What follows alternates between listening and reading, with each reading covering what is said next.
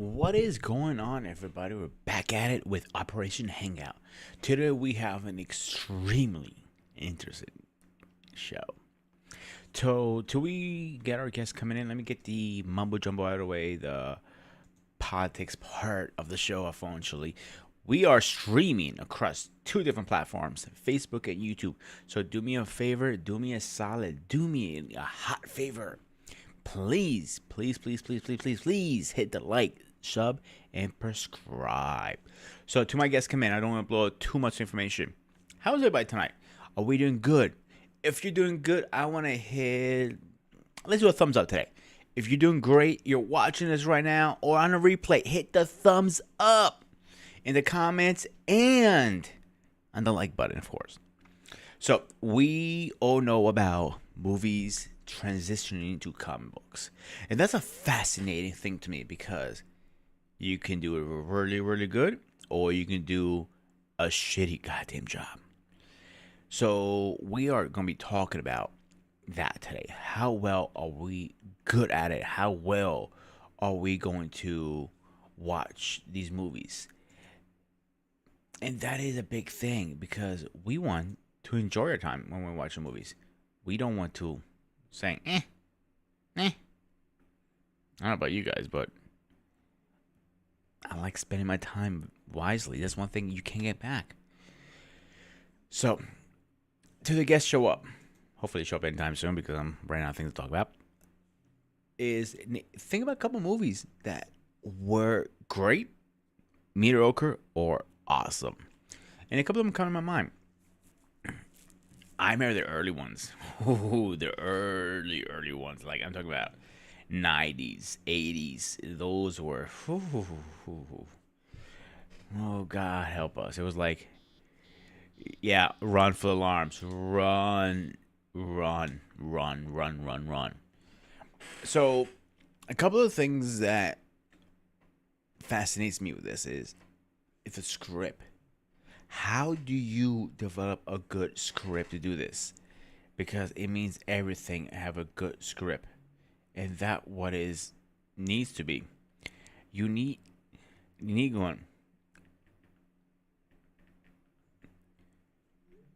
because the script could make you or break you. I think if it doesn't have it, what the hell? So that's what I think. Like, if you remember the early like Ninja Turtle movies, to me, those were great movies. Again, I was very young, so I'm a little biased to that because those movies to me hold a special place in my heart. Always have, always will. And I think that's what makes it so special to me because it does hold a special place in my heart. Always will, always have. And we got a first person in the house. Stacy's in the house, our personal and our only unofficial cheerleader. So let's give her a big applause for her. Maybe eventually we'll upgrade her a little bit to maybe official cheerleader. We talk later. We'll see if the job's on the market. You know, we'll call you. Don't call us. All right. But on joking aside, we are always looking for that script. We're looking for that next big hit. But again, I'm biased from Ninja Turtles because that's one movie that I grew up on. Like, yeah, that was awesome. I remember a little kid. My dad came take me to the movie center. I used to wear this little Ninja Turtle mask with a nose on it. And I went, whoa, cool. And that was to me was an awesome thing. And we have Lady in the house. Let's have a nice shout out to her. And I gotta thank her. She's been a supporter of me as long as I can remember. She's all over the streets, and I want to give my respect and hats off to her. And I want to give her a big applause too, because she's doing the good fight for all of us, and that's what matters. So yeah. All right. So my guys are coming soon. So I'm getting response right now, actually. So I'm multitask here. So bear with me, guys. Bear with me. Lady, one of these days, I'm going to have you on the show. Not behind the screens, on the screens. because you need to be on. You see, because nobody shows you the what's the word I'm looking for? The actual respect, because you put a lot of work. I really like that you would come in, and I'm dead serious. I really want you to come in and have like this is a fun conversation with us, and I really do. If it is, please hit me in my email. Please do. And my email is in prescription, like always. Please hit me in my email. I would love to have you on, and I want to see your point of view. Why you do this? Why you put a good fight? And to me, it means everything to hear your side of it. Like an interview, almost think of it. I'm going to be interviewing you. You'll be my first interview. I think that'll be a very special moment. I think it will be my pleasure to interview as our person who puts us out.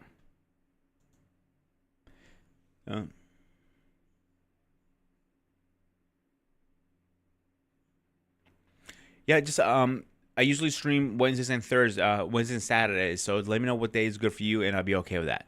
And I'll any days those I can put some time in aside, whatever you like. So again, email me, and I'll be more than happy to respond to you. So we can put a date together. Maybe a Saturday. Maybe we'll do like maybe 20 to 30 minutes. You don't have to be long. Or on a Wednesday, whatever works for your schedule. If those days don't work for me, please let me know. I will put a day aside. Maybe we can do a pre-recording, or we can just stream another day. Whatever is this. Oh, your birthday month. Oh, let's plan for next month then, because if it's anything like every person I know who was a woman, you guys don't have a birthday date. You have a birthday month. So you celebrate from the beginning of the month all the way to the end.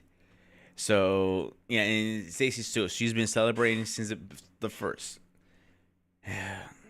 Yeah, I don't understand why a whole month. We get one day. You guys get a whole month. That makes no sense to me. It makes no sense to me why a whole month.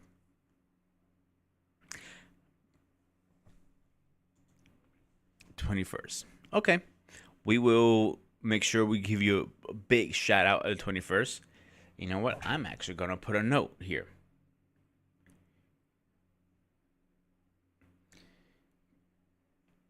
Let's see, 21st. Because I want to put a good shout out for you on that.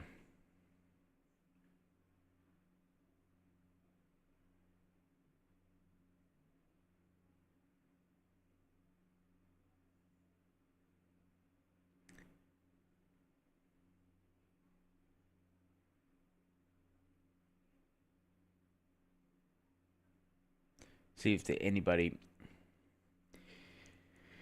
I put that note in. Okay, 21st. I got you. I'm going to give you a shout out, so keep an eye on the channel. 21st. I am not even joking. You know what? I'm going to actually even take a picture of it, so mark my words. Where's my camera?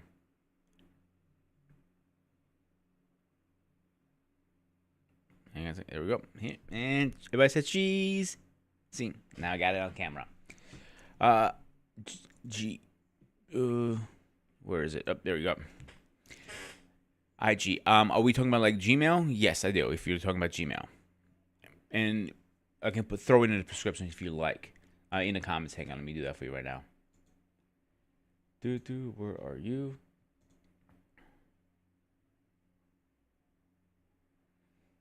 Oh, here we are.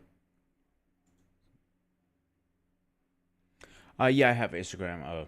I don't use it, but yeah. Trying to remember what it is. Give me a second, guys. I get it for you right now because, again, I never use my Instagram. Oh, here it is. All right, let me put it in there for you guys so you have it. Oh, where are you? Yep, there you go. Nope, wrong one. Again, guys, I'm just trying to kill a little time to get my guests come up. And with this show up, we would definitely get the show going. They're running a little late, and it happens sometimes. No big deal. All right, so you want I'll put it right here for you. And where is it?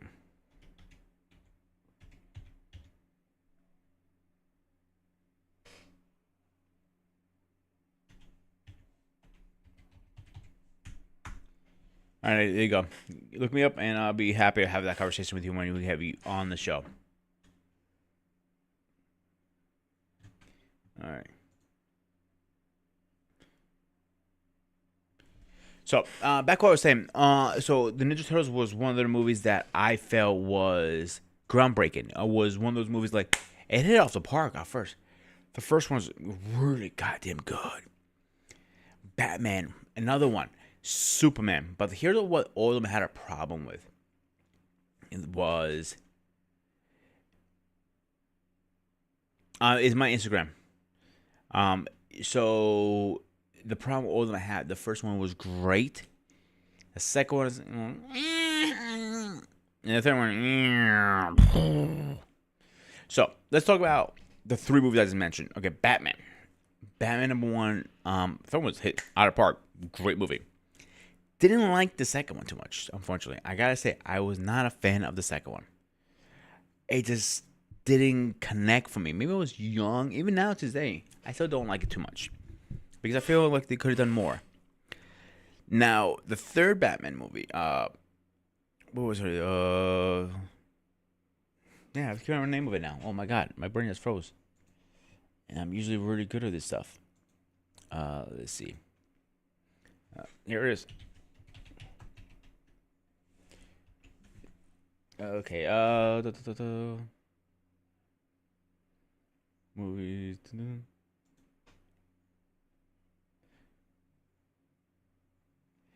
Batman Forever was the second one. That one I actually really did enjoy for some reason. I don't know why. People talk shit about it. I think it was a very, very, very good show. I loved it from the beginning to the end. Movie. I'm sorry, guys. Now when you start hitting towards Batman and Robin, as a kid, I thought it was awesome. Now I look back like, wow, they really did a bad job. But then you had the Dark Knight series, and those were good. Now going back to, let's say, Superman. Superman 1, I think it was a great movie. I think 2. 2, okay. 3, I wasn't a fan of it again. Same thing with Ninja Turtles. This is a little different than Ninja Turtles. I'll give you why. 1 was great. I love the second one. Everything was like times 10 on the second one. Like, for example, the costumes were better. The acting was more more martial arts. The one I really liked the most was they brought the little ninja guy, apprentice, I guess you want to call him, and he was doing the side work, and he had all this good stuff going on. And the third one, going back in time, why? I didn't see any point of that. That to me, that was like, okay. So, like, if we type in any Google search, I'll do it right now. Let's say best. I don't know. Let's say best comic book movie, right?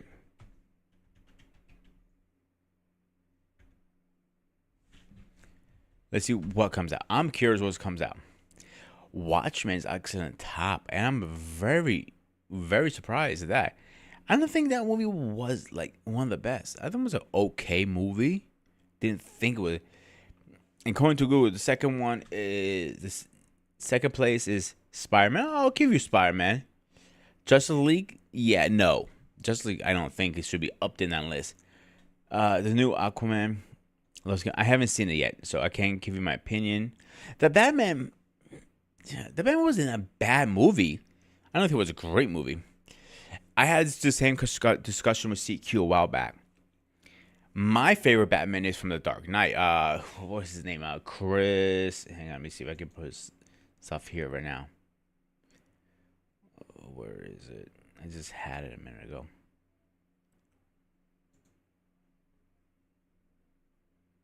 Yep, here it is. Christopher Bale. I think he was the best Batman from all of them. So here is the argument CQ had. Some Batmans are better at Batman. Some other Batmans are better as Bruce Lee. Okay. I think Christian Bale got pulled both. He argues that. He feels like the original Batman, it was only a Batman. Christian Bale was more a Batman than a Batman. Then you have the other ones. Like, guy from, Batman and Robin. What is his name? Wow, John Clooney. I think John Clooney's a good Bruce Wayne. I don't think he's a good Batman. I can see him doing a Batman Beyond. That's what I'd like to see. So, and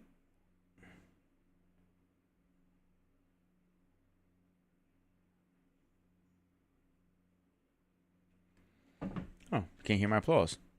I just realized I yesterday. Just get. Let me fix that really fast. See what's going on with that.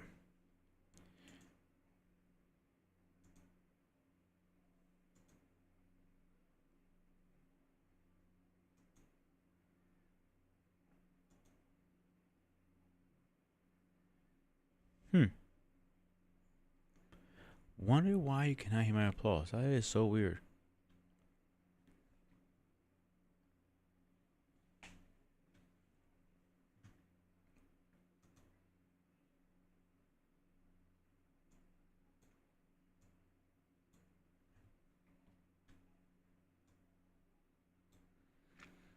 If you guys can hear my sound effects, hit me a one in the comments, please, because I'm trying to fix that on the fly really fast.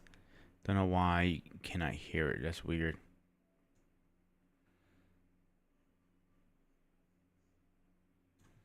Oh, I don't think I know why.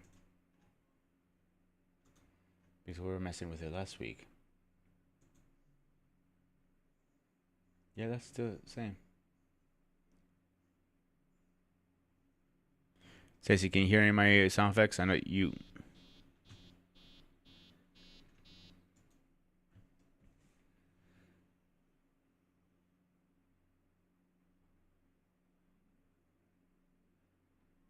Come on.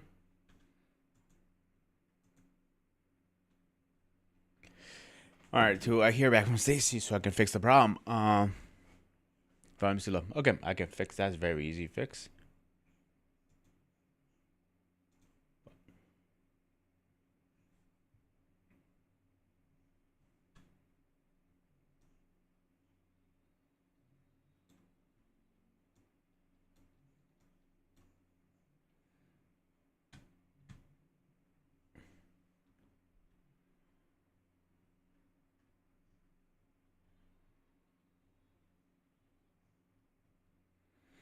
All right, sis, let me know if how you hear it. But let me get back to my original subject. I was saying, those were all good movies, but all of them had the it factor to get started. Um, like we had the start base was a cartoon. Ninja Turtles originally started as a comic book, so we had the start and base there. Obviously, transitioning from movies to comic books, things change over time. So as things change, you have to change stories. You have to understand the tech too. What kind of tech are you using to make this movie? Are you using CGI? Are you using just regular costumes? Are you using what? That is the other question. What are you using? And that is the biggest thing.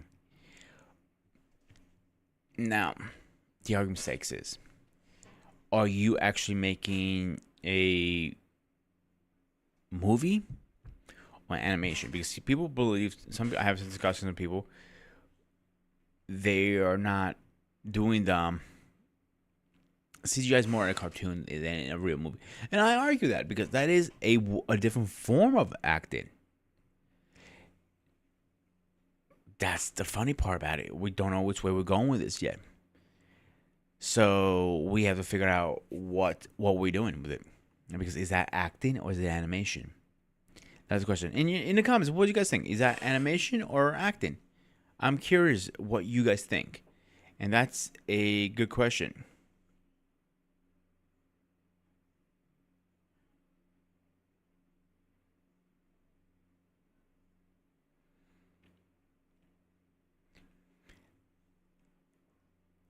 It depends how you look at it. If you're going to do this,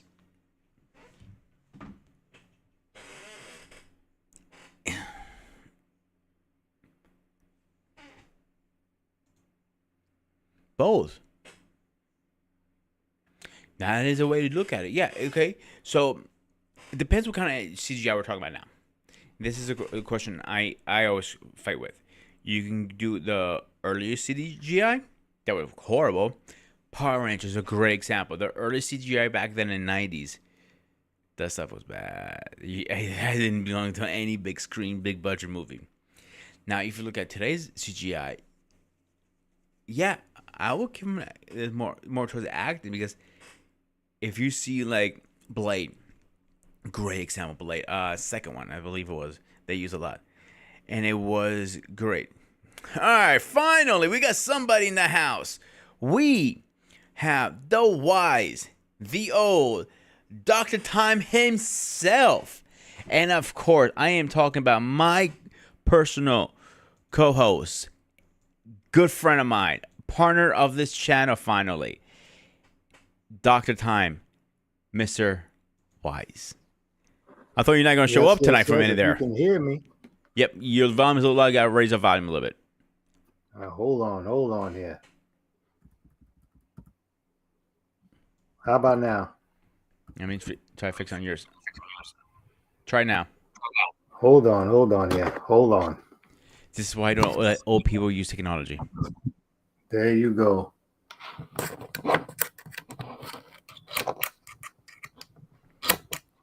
We getting it. Hold on here. Hold on. At least it's not me this time. That's all I care about. Man, you guys are running late tonight. I was running out of things to talk about. I was like, I love talking about damn, not to myself. I'm telling you, it's boy, everything is happening. But we here. You good? Yeah, I'm good. So the lady says he looks like the boxer. Which boxer? And she's asking, ask him who's people saying he's favorite and a lot. Who? Look at the screen, dude. Now you know. You see, you be telling me look at the screen. I don't see it. Holyfield. You look at Holyfield. That's the first. Yeah. And let me bring the other question. She asks, ask him who people say he's favored a lot. I'm trying to understand that question. I don't know. I never heard of anybody say who I favored. That's the first. We have our second guest. Now they're finally creeping in one by one. So we have the president of, let me try to get this right, the 7Bs, I believe, and my co-host, my boy, my great friend, Paul. What's good? What's going on, brother? How are you, man? I am doing well. Sorry, running late. Had to be daddy for a minute. Oh, you're good, man. You know, daddy dudes come first. You know, I get it. And like, are we talking about daddy or doggy daddy? No, more like daddy. It's like I got to be the Obi-Wan Kenobi at this point. I'm not so much daddy, but sometimes you got to drop those pearls of wisdom on the young people to get them to see another perspective on how to look at stuff. So yeah. Oh, trust me, I get it, bro. I get it. Yeah. I'm dealing with that a little bit all day. I got a daughter is coming to the realization that some of her friends were really just buddies, and it's one thing I'm always trying to drill into them is that there's a difference between friends and buddies. Buddies come together for a common agenda or a common cause and purpose. But when that purpose is fulfilled, or when you stop doing those things, then those buddies tend to go off. Your friends are your ride or dies. Those people are there for you and care about you no matter what. So basically, the buddies are the ones that are there for the fun. But once the fun is over, then what do you got? That's it. Nothing. You get very few of those. If you have two good friends in life, your true ride or dies, you're a blessed person. But especially with young people today, they think, oh, I got all these friends. And wait until a man comes into the picture or whatever the situation is, and then folks just start acting funny towards you. So you need to be able to pick up on that and recognize that. And I think my oldest one, she's gotten sort of a wake-up call. We've been trying to, give her some wisdom, and she didn't want to take it, but she had to learn the hard way. And so sometimes, with younger people, the only way you're going to get it is through your own experience. and you just be there to pick them up when they fall. But we did try to warn you. So So just I stuff have like that to you have to respect do. you for Yeah. saying that. I'm giving you one applause because that to me shows the character and father you are. So the reason I do that, applaud it, because if I had a father like you say that to me, I would have been in a different place. I never had that. Mm, mm, But as I'm getting older, I realize, shit, A, half my friends are getting wiped out. Drugs, gangs, whatever they're involved in. yeah, I, yeah, B is we grew apart, and it happens. yeah. It's normal, you know. Yeah. It's you know, people come into your life for a reason, and some people in your life for a season or That's true. seasons. Mm-hmm. And but you know, there's aspects of your life that you have to get, you know, you have to get moving on. So um you know, so I tell them, it's like, you know, you need to be about, you know, what are your priorities? You know, your education, again, you know, medical school, you know, she's ramping up for that, but she could have been in medical school probably, you know, a couple years ago if she really was aggressive about it. But, you know, she graduates, she wants to party, she wants to go and travel and, you know, hang out, do the hot girl summer thing with her friends and whatnot. And yeah, you know, you had some experiences there, but one by one, these friends just start dropping off. And so again, so what are you left with? So, you know, you better, you know, get yourself together and the things that you need, you know, you need to be about your, you know, what your major purpose in life is. Mm-hmm. And you know, so that's something that, you know, for a lot of them, they cling to that. But you know, it's fleeting. And a lot of them don't have a lot of things going on where she's going. And, you know, not everybody who you might have been with at a certain point, they can't go with you to the next level. No, in That's this house, you facts. know, we have very high expectations for where they need to go, and some people just can't go with you, you know, to those levels. And so you need to be able to, you know, form new friendships and alliances at wherever that next level is, and put away a lot of this, you know, stuff that's still high school related. You know, it is, every time I hear it, it's like it's still like, man, you know, mentally, a lot of these folks never left high school, and it's time for, you know, for them to really be about your purpose and your grind, what you were put here for. And you know, so I hate it when it, you know, it's hurtful to them when they have to kind of come to this relation on their own or admit that, you know what, dad was right or mom was right. But you know, you still have to, you know, that's when Luke went and fought Vader on his own when he wasn't ready. Empire Strikes Back. He was Or like, like I say, you ain't ready for this, bro. You know, Obi-Wan tried to tell him, you ain't ready for Vader, man. I'm telling you, you're not there. no. But Luke had to go on his own, cost him a hand, you know. I will give you But credit for one thing when you said one or two friends. I have two friends. For one friend I grew up with, pretty much. He's back in Greece. I told you about him, George. mhm, He's my ride and by. We will go to war for each other. I might not talk to him yeah, often, but he's there for me. you don't. That's the crazy thing about it. Your rider dies because we understand that, you know, certainly as men, we got to be about our biz. You know what I mean? And so there might be that friend you might see once a year, or you may even talk once a year. But the crazy thing about it, when you You can do always talk to pick them, up. it's like you picked up where you left off. It's like That's where I you was just going with talked this just now. yesterday. That's the So magic. That's when you know who those real dudes. That's when you know who they are. You know what I mean? And but the ones you chatting, you texting, chatting every day. Where we going next? What we gonna do? How was that? Where we, so you last know, time I that saw may not have. George Yeah. was years ago. I was in Greece, and it was a big gap between those times. And it was like I never left Greece. It was like, yo, what's up? Same thing with my buddy CQ. I see him once a year. We talk pretty, like, at least once or twice a week. He's in the Mhm. States, but when I get to see him, it's like, boom, we're right there. If that makes Yeah. sense. No, But it's anyway, perfect sense. It's yeah, that's the beauty of it. You know, it's really, you know, those relationships. Those are the ones that are enduring. Those are the ones that are you know, meant to be. You know, and you know, so I think she's coming. I think she's coming to that. yeah. And again, and a lot of it's coming from, again, a lot of these ladies. They're not being about what they need to be about. What, you know, what It's are you funny doing you with your say life that because this is at this a point? question in the comments for you. Hmm. Ladies asking, ask brother, ask brother, Mr. B, do Doctor Doc looks like, Hofield brother? I'm trying to understand that question. But it's in the comments. Let me see if I can pick it up. The last one. It's in the Facebook or it's in the YouTube stream? YouTube space. Let me go there. Yeah. Let's see what's going on. Hashim, as he looks that up, what is your? Let's get into the actual topic we're talking about today.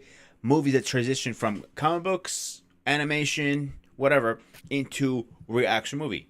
When you hear that, what comes to your mind? Marvel. Marvel. That's the best answer Marvel. you get. Marvel, like X-Men, Wolverine. Mm-hmm. I was a big Wolverine fan. I think that's my superhero right there. I like him. So when I see the cartoon and then you go into comic books and things like that and movie, that's what comes up in my mind. Okay. So Paul, when you hear that, what comes to your mind then? I'm sorry, I was trying to read through the comments. I didn't get the question. Repeat the question. Okay, so when I tell you transition to action movies from comic books to animation to cartoon or whatever it is, what is the first thing comes in your head when I say transition from paper to cartoon to actual real life big screen? What comes to your head mind? Oh, my first really big one was Superman, 1978 Superman the movie. That was really, that was a game changer right there. And it's funny because we went through like a 10-year almost dead spot because you would think that all these movies would have been popping out since then, but it didn't really get cranking again until '89 when Batman came out in '89, which is still to this day still my favorite Batman movie of all time. So, like I mentioned earlier in my opening statement, is one of the best movies with the Ninja Turtles and stuff like that. Yeah. Yeah, the 89-90 period. That's what really took it like to the next level. So Superman 1 and Superman 2 was pretty good as well, but Superman 1 definitely broke barriers. Batman 89 broke barriers, and then you had to go probably another 10 years. So it's like the next one after that, really where it like really took off was Spider-Man. When Spider-Man came out in 2002, that's when like really we really got to maximize this thing. And then the 2000s had the Christopher Nolan Batman films. You had the beginnings of the MCU with Iron Man in 2008 and all the stuff that came out of that. But it's really, you could almost define by the decade starting in the late 70s. That movie.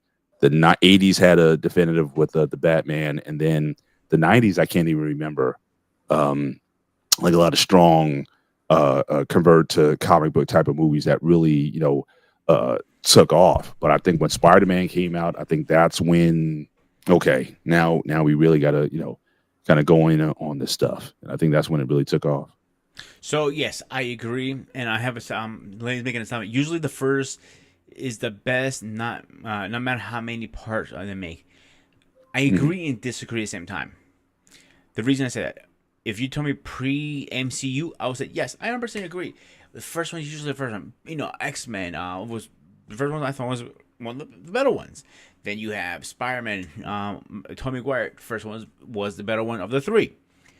Ninja Turtles, the first one was better than the three. The Batman, the first one was better than the 4 or 5, whatever movie they were made.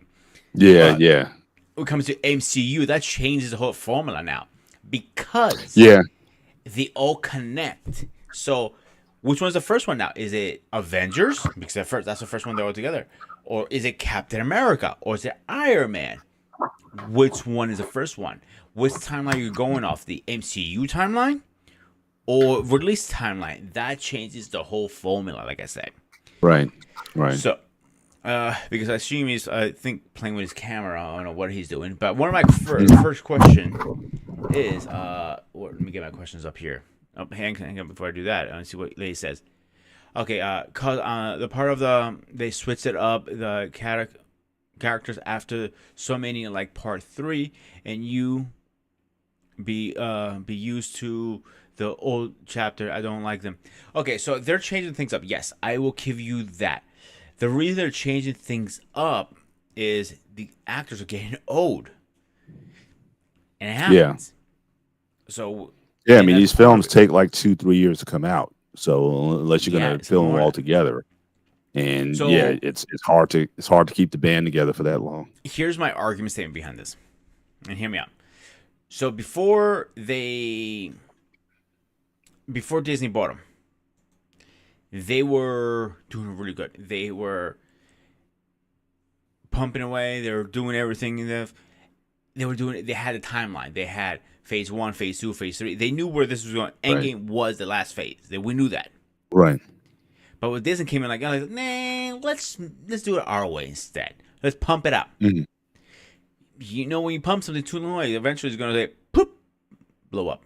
Yeah, because, you make it mass. You make it mass market. I mean, we were talking That's about what happened with Star them. Wars and Yeah. Star Trek last week. I mean, As- George had a definitive end. He did write the sequels 7, 8, and 9. He had them there, but they didn't want to use them because they were going Exactly. for sales and merchandising and things of that nature. That obviously was always been a part of Star Wars. But again, the original artist ideas, the quality of what you're trying to put together, that long term view is supposed to have it in. But from a studio perspective, it's like, no, how can we squeeze more juice out of this orange? And now you have so many different connected worlds. Like I said, I really didn't like a lot of the Disney Plus, like the shows, the serials on TV on the streaming, because I always liked kind of like the cliffhanger aspect of movies back then. It's like, man, like when Empire Strikes Back, we talked about earlier, when that ended, you're like, oh man, what's going to happen now? Luke just found out that Vader's his father, got his hand clipped off, and now we got to wait 3 years before the sequel. And that was just such a, like I said, the idea of the cliffhanger. Don't reveal too much before the next one. But now you have all these spin-offs and all these series, and it's hard to follow the movie unless you've seen it all. So that's another thing too, because we're busy people. So yeah, I may binge something every once in a while, but I don't have time to be trying to get connected with all of the shows and watch all of the intersect. So when I saw, I think Doctor Strange 2, I was lost for half of it because I didn't watch the WandaVision's series on Disney Plus. I didn't That's see what it. they're trying to do, even the show in Condense. Hashim, you good now? You're muted, bro. You have no volume at all. It's not. All right, Hashim. Hashim, stop playing with equipment. Turn your volume back on. Nope, nothing. I'm still muted, bro. Yeah, you still muted. It's not on our side. I already looked at your settings. You're good on my side. Let me check Ninja to make sure you're good. Yeah, you're good on this side, dude. So it's on you. It's on your tech. You talking to yourself, bud. You talking to yourself right now. I don't know if he has to go off and go back in. I'm not sure. He's still trying to understand his equipment. People that from the 1900s are hard time to transition to the new decade, and that's why he's having a hard time right now. Like, I will come over to your house and teach you how to do this tomorrow. Do you want to do that? He's gonna knock me out probably. Yeah, he may maybe have me just log off and come back into the stream. Yeah, you log in, log off, and come back in. All right, so let's hit the first topic because we're a little behind schedule. Sure. History overall of when I say that. So to me, when I hear history, I think of where this first started. Ninja Turtles originally came out on a comic book. Spider-Man original was Spider-Man Amazing 1, I believe, was it? I thought it was suspense. The ones that something like that. Yeah, you know where I was going with this. Stories or something like that. Yeah. Or X-Men was X-Men. Superman was Action Comics before it became DC Comics. Yes. So on. Hashib, talk, dude. No, I still can't hear you, brother. Yeah. Is your mic plugged in? Are you sure? Check your settings. So when you to assume figure this out. Okay. When you say history of this stuff, what comes to your mind? Right. In what specific context, history of? Because again, you talked about the Action Comics into movies. Well, I think, like I said, I think we talked about it. I mean, like I said, Superman. I mean, you've always had. Well, certainly back in the '50s, one that you had your serials, right? You had your Superman, like George Reeves, back in the day, the Superman show that was on. I think you had like an early Batman show. This is before the '66 Batman, but I mean, you had Batman serials that used to be on that people would actually go to the theaters and watch. In the '60s, you had the Batman, Batman and Robin from the '60s, like that. So you've always had um, these transitions that even happened back then. It wasn't something that just started in the '70s. In the '50s, '40s, '50s, and '60s, you had a lot of the action stuff that was on. I mean, I remember watching like Batman, like in the '40s. They would have these live action serials and movies and things of that nature. So, but I think the sense of realism, I think technology had to catch up to, really, especially when you talk about a character like Superman. Like, how do you envision flying? I mean, remember, if you ever watched the early Superman show with George Reeves, his flying would be he'd just be standing straight out on a gurney of some kind, and they would pass he would be going up or he'd be coming down, but there was no mid-air moves or anything like that. So a lot of the action was going to be limited because of the time of the era, and that needed to catch up so you can give it like a breadth and scale. So again, when I saw Superman for the first time, the movie '78, that was that was an epic. It was three plus hours long. I mean, it was really, they went all the way with Krypton and everything else. So it was such a grand scale at the time that it really, and again, this is also in the backdrop of what Star Wars brought out. Star Wars raised the game for everybody to say that, hey, after Star Wars, our stuff has to really look good if we really want this to, have an impact, because the standard was raised. So yeah, so I think that's that's how I've seen it. So you've always had, back in there, like was that Buck Rogers, back again in like in So the I'm gonna cut 30s you and off for a second 40s. here. So the first Yeah. two Batman and Superman movies, it wasn't that what we think. It goes further back. In Yeah, that's what I'm saying. 1966, a movie came out called Batman the Movie, and it was black and white. The first one. It was. It was No, pretty 66 was no six. There was a '66 Batman movie with Adam West and Burt Ward. It wasn't black and white though. I'm thinking about another But one. It was another one now before that one. the one, no, the Batman came out in the '40s. There were movies. There was Yes. the black and white serials and whatnot. Yeah, I mean, it goes back a bit with that. And again, it was, like I said, you would go to the theater and watch those. But again, they would have cliffhangers though, so you would go back to the movies like the next week, because again, the television really wasn't mainstream yet. So you had, just like you had your cowboys and Indians, as they called them back then, cowboys and Indians movies and things of that nature. The Batman serials, or I think they had, I like the Shadow. I think might have been another one. In fact, the Shadow, I think, was a comic, but it was also a radio serial. So you also got to keep that in mind too. A lot of those early ones, the Batman and Supermans, they were radio serials that they did, and then they came out with the live action movies also in that time. So the history of them going from the comic book pages to the live action, yeah, You're it right. I definitely just goes looked it up. back I'm at sorry. least I into the apologize. 40s. I gave you guys the wrong day. I was looking at the wrong one. It was actually 1943, and Yeah, they called it the Batman. That's all it was, and it was pretty bad. I'm not gonna lie. Even before the time, it was pretty bad. But after that, it was a leap for a while. In 1941, Superman and the Mullen Man came out. So we always had something coming after one of those two. Were always, DC was a little bit ahead at a time.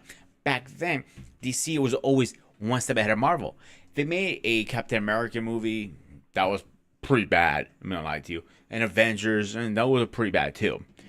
That's the point I want to bring up. So here's my issue with comic books transitioning. Anything we have already, the material. Star Wars is a good example. Like I said, you said earlier. was we have all the materials in our hands, but we're not using it. So we go off our own. Walking Dead is another one. They had the comic books written out for them. The whole script was written out. You don't have to do any work. You just have to do minor tweaks to transition from paper to actual show. And they didn't do that. They went off script again. So that goes down to the first question is, what were there some transition methods to complete the data transfer from a animation process to a real evolution in over time? That's a good one. I think that's hard because I just think the medium, and again, I understand the frustration, especially if you're a reader, if you're an avid reader of comic books or novels in general. It's just a different experience, and I think you need to be sensitive to that when you're bringing something into animation or into live action. It doesn't necessarily translate. And the thing that always, the most annoying thing that, especially, comic nerds and, readers and whatnot, they always say the same thing. Oh, the book was so much better. Well, duh, it's supposed to be. In the book, the book can go as long or as rangy as you need to do. You can go into backgrounds. You can go into history. You set up, books are meant to set up the environment fully, to fully flesh out the characters and have all that content before you put it to live action. But the live action, you have a limited medium to work in. Back then, most live action movies were like an hour and 30 minutes. It was, only a few movies were like over 2 hours, and then they had the epics that would go into the 2.5, 3 hour time frame. And even then, that's not enough to set up a movie. Because again, how long does it take you to read a book? Weeks, or a month, depending on what the book is. I mean, even an avid reader is going to take you. What's that? It depends what kind of reader you are. Are you an average reader, or you're a once in a blue moon? That's what comes down to, also. No, so let's say even if you're a serious reader, you got a 300-400 page book, you're not necessarily going to read it in 2 days, let alone 3 hours, which is the length of an epic movie. I mean, they try not to make movies that are 3 hours long, so you're not going to cover all the bases, and even visually, because again, the reading of the material, you paint a picture in your mind as far as how you envision the world that they're describing. They're describing in certain ways, but you put into your mind how a person is supposed to look. Like they describe it. Okay, the guy's he's all of 6'2" and heavily muscular, and has blue eyes and dark hair and whatnot. I mean, that can be dozens of different people, but you create in your own mind what that person looks like in your mind. And a lot of times, so when you convert it into a comic, it may not correspond necessarily with your impression of what that person looked like. And then people say, oh, I don't like that, or they may describe the suit or the costume that they're wearing. And you have in your mind what that looks like. But then when they put it to paper, it's like, no, that's not what I envisioned. So again, I think a lot of it is just the expectations that a book, for example, paints in your mind as far as a world or a character or situation can flesh out very differently. And they're also going for different value. The reader, it's like, you're sipping coffee, whereas with the movie, you're it's like drinking a soft drink. It's not meant to be, savored, so to speak. So you take your time with it. Movie, they got a very short time to catch your attention, and so much to an extent where they have to bring you back. Mm-hmm. And it's very difficult, for example, to describe action sequences, for example, in a book. Explosions and things are going crazy and fights and militaries or enemies going at each other and whatnot. You got to tell that in a within a 2-hour window. For me, I've really tried my best to separate out from the book, mm-hmm. whether it be just a regular book or a comic book or an animation.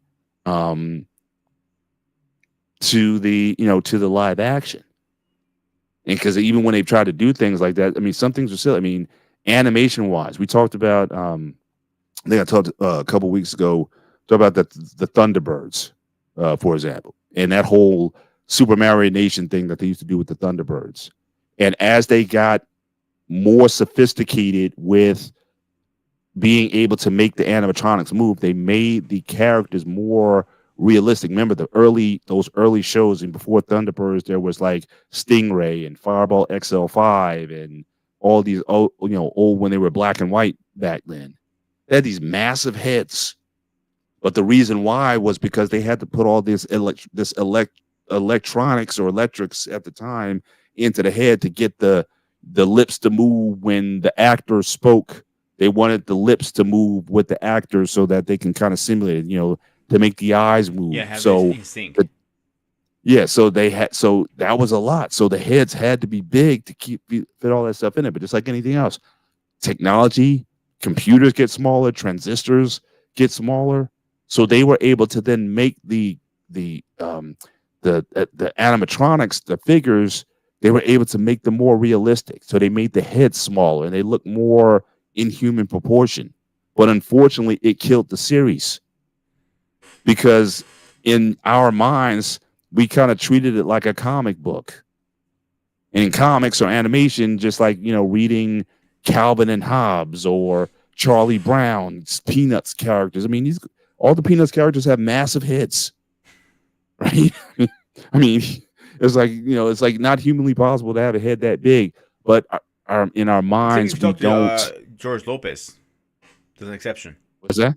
Except you talk to George Okay. Lopez. Exception. George, okay, he could be the exception, but you get where I'm going here. It's like no, I get what you're saying, and you're right because Thunderbirds were a very successful series for one time. Even though the movie wasn't that terrible as people made it sound to be. It was a decent movie when it came out. Yeah. But it wasn't the greatest movie. From the success of the show had, that movie should have done a good reboot for the whole series to bring it back. But again, they did not transition it correctly. And that is the issue. But I think most it's the task of trying to transition that to a live action. It's a different mental space. You know what I'm saying? It's just a different, like the way our minds work in process. Like we can totally get into even cartoons back in the day. You could really get into stuff that was like, where the stories were like so engaging that we talked about that. Like the animation back then wasn't even the greatest. Now they can do stuff that's so detailed with the computers and whatnot. They can make it so smooth and seamless. Back then, the animation wasn't the greatest, but because the stories were so good, you can get by with limited animation to get the story going forward. It's really the narration oftentimes of the cartoon that really sold it for you in terms of being able to push the story along. So I really think that we can say it didn't translate well, but it's hard, especially when they try to go like Lily cartoon guys. When I see like Scooby Doo or something like that, where they have the animated dog and all that kind of stuff, and it just doesn't do the same thing for me. I'll give you that. Yeah, but the Flintstones, when they tried to go live with that, I mean, those bodies on the cartoon look totally inhuman, like disproportional. Like Barney Rubble doesn't have a neck. You know what I'm saying? That's hard. He does it, right? But you can't replicate. You can't replicate that in a live action. It just doesn't look right. You know what I mean? So the way our mind, plays tricks on us like that, it's tough. So the ones who do it right, like when Jurassic Park came out, you were like blown away because those look like dinosaurs. Like, and even then, I mean, certainly the technology's gotten so much better in recent films. Now, again, the stories haven't gotten better, but the first time you saw Jurassic Park, you really bought into it. I remember when I saw it for the first time, we were sitting up close. We had, fairly close seats because it was, just out and it was packed. We had these kids in the front crying their balls out when the T-Rex came out. and you heard that roar for the first time, these kids were terrified because they never was expected it. These were like, no, not Dino dinosaurs here. These like the real, gave you the real of it. So when that happens, you're like, oh my gosh.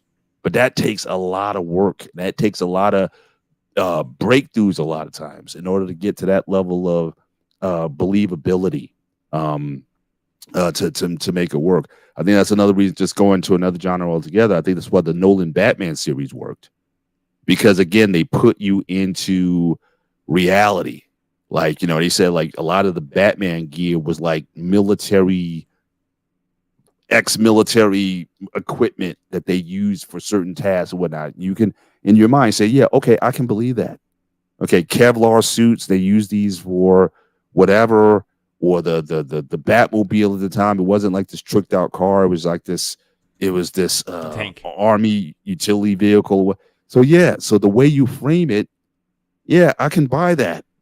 You know what I mean? It registers here, because now you're bringing it into like a real world that, okay, I can, and I think it purposely took that time, but he didn't make Batman so superhuman, or the world where there's like all the supernatural stuff going on that you couldn't buy into these characters. Mm-hmm. They weren't so superpowered that, it's like, nah, that's not real. So So yeah. Here's a couple of pushbacks I have. So one, Sure. I agree on the Batman one. I totally agree on that, because that, to me, the Dark Knight series is the best Batman series ever. Good luck trying to argue with me. You're not going to win that fight. Not you. I'm just going audience out there. Like, well, like I said, for me, Batman '89 is still, because I think that was a game changer, and it had that Art Deco to it. It had the Prince soundtrack to it. So for all these reasons, like I debate with guys all the time about, but that was still. Here's what more my agree and disagree. I agree it was game changer. I agree the Buddhist. I agree it was a good movie.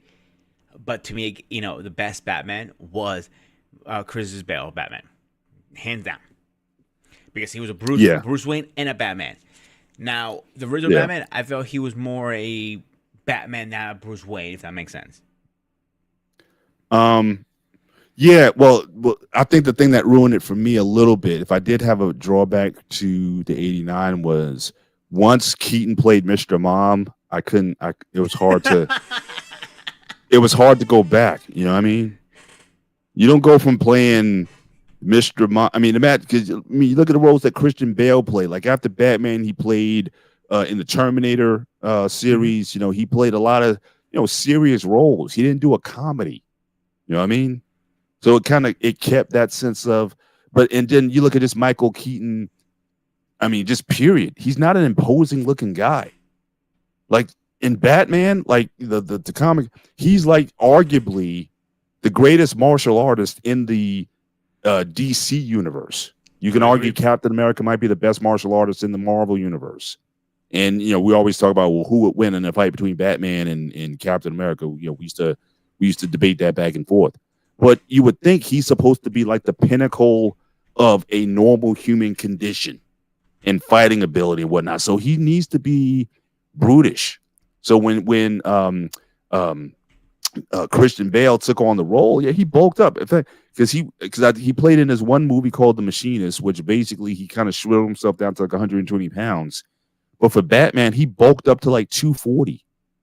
He learned how to fight. He learned that Krav Maga stuff for fighting sequences and stuff. He really, the physicality was there to say, okay, this is a dangerous guy. Keaton, I never saw in him that he was that guy. You didn't see him training except for hanging upside down in the back then people used to do the inversion. So they showed a scene of him, with his shirt off hanging, but it wasn't like he was. He wasn't physical. Even in the rebooted the Flash. DC series with like Batman v Superman and whatnot, you saw the Batman there. He was training. He was squatting, deadlifting, pushing the weights. He was like, it's funny you say that. Even with Ben Affleck played Batman, you see scenes him actually training. Yeah, exactly. He was like jacked. By that Yeah. said, even with the reboot and bring him back in the Flash, I think he did a great fucking job in the Flash. I'm not gonna lie to you. Yeah. I Yeah. think in like that might reboot his career as Batman. Rumors Mhm. been going around. I don't know how true this is. If CQ's in the comments, I hope he comments on this one, because this is his department more than mine. They're saying that he may be the Batman Beyond Bruce Wayne, and I can see that. I can actually see that. The other one I do see also as Bruce Wayne as Batman Beyond is George Clooney. Those are the only two I see as old Grandpa Bruce Wayne. To be honest with you guys, Right. Right. now before we get too off topic, I am a huge Batman Beyond fan. I love the series. Hmm.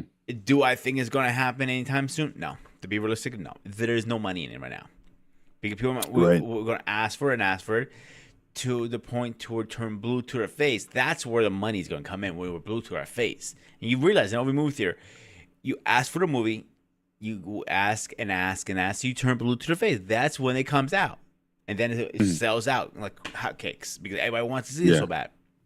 Yeah. So, Yeah. A lot of, Go ahead. no, it's just a lot of this is, again, your ability to sell the concept to producers. I mean, those with the money. I mean, ultimately, that's who you oftentimes have to convince to turn this stuff out. And just a lot of what they think about isn't necessarily your creative vision. So, I mean, they have to pay attention to the bottom line. They have to pay attention to profitability. And in fact, I was just watching a podcast yesterday. These guys, these expats who live in China, and they were saying like basically like China is our greatest consumer when it comes to export of our biggest export is movies, and so really the movies that they're making now is not for us, and it's definitely not for the fans. It's for the Chinese audience. So unless it sells over there, if they don't think it can sell over there, a lot of times your project isn't going to be made because that's a big market that they're really trying to capitalize on. India too. It's another between those countries. It's like 4.5 billion people. So you got to really be paying attention to who they're trying to appeal to. And I don't think a lot of people over there are so hardcore with the comics or such diehards, or even have the freedoms to even exercise the way we do over here. So it's got to make sense. It's got to make sense, CENTS, in order for it to make sense, SENSE, to a lot of these producers and those who are responsible for putting the movie out. So here's my thing with the whole China thing. Because I think we talked about it last time being Mute China, I'm not mistaken. And I agree. If it does not make money in China, they're not going to sell it because China is a huge market. And what people don't understand when it says they made $10 billion or $6 billion, whatever the numbers are, right? The crazy numbers. That's not counting the United States. It counts global. Yeah. Like China and India is probably the biggest market, second to us. Right. What about, we got England, you got Greece, my hometown. You got Spain, you got Ireland, you got all these other countries. You have to make money everywhere that movie goes. It cannot stay in one place. Right. If we're just talking about the United States and it's not going anywhere, movie theaters are never going to make money. Because exactly, they're in the millions to make the movie, if I'm not mistaken, right, Paul? Yeah. It's definitely, as Chris, yes, it's definitely it's definitely in the millions. Yeah, because if this is in the United States, you may be lucky to break even, but you're not going to make a profit. And that's what and that's the next question I have is how the roles individualized changes the market of merchandise. Good question. So I'm sorry, run the question by me again. How the what? As an actor, as a role comes out, all right? Mm-hmm. How does the role change the merchandise you're going to be selling? For example, a new Batman. How's that going to change? Or a new Transformer, or a new Ninja Turtle, for example. The actor is a new person now. How does the merchandise change? Oh, I see what you're saying. Out in today's day and age. That's a good one, actually. Think about it. I think it just boils down to, is the film overall good? I don't think it's really that character driven at all. I think it's about, if the movie is good, if you're gonna take your kids 2 and 3 times to see it, then the toy sales or whatnot is going to be like automatic. So again, it still has to focus in on, is it really going to, you know, build that kind of fan base? To what I mean, the Lego Batman animated movies that came out. I mean, again, that's Don't get me started. kids want to see. Kids want to see it though. Yeah. You can say, look, it's not, again, for the Puritan, it's not gonna resonate. But those kids want to see those movies.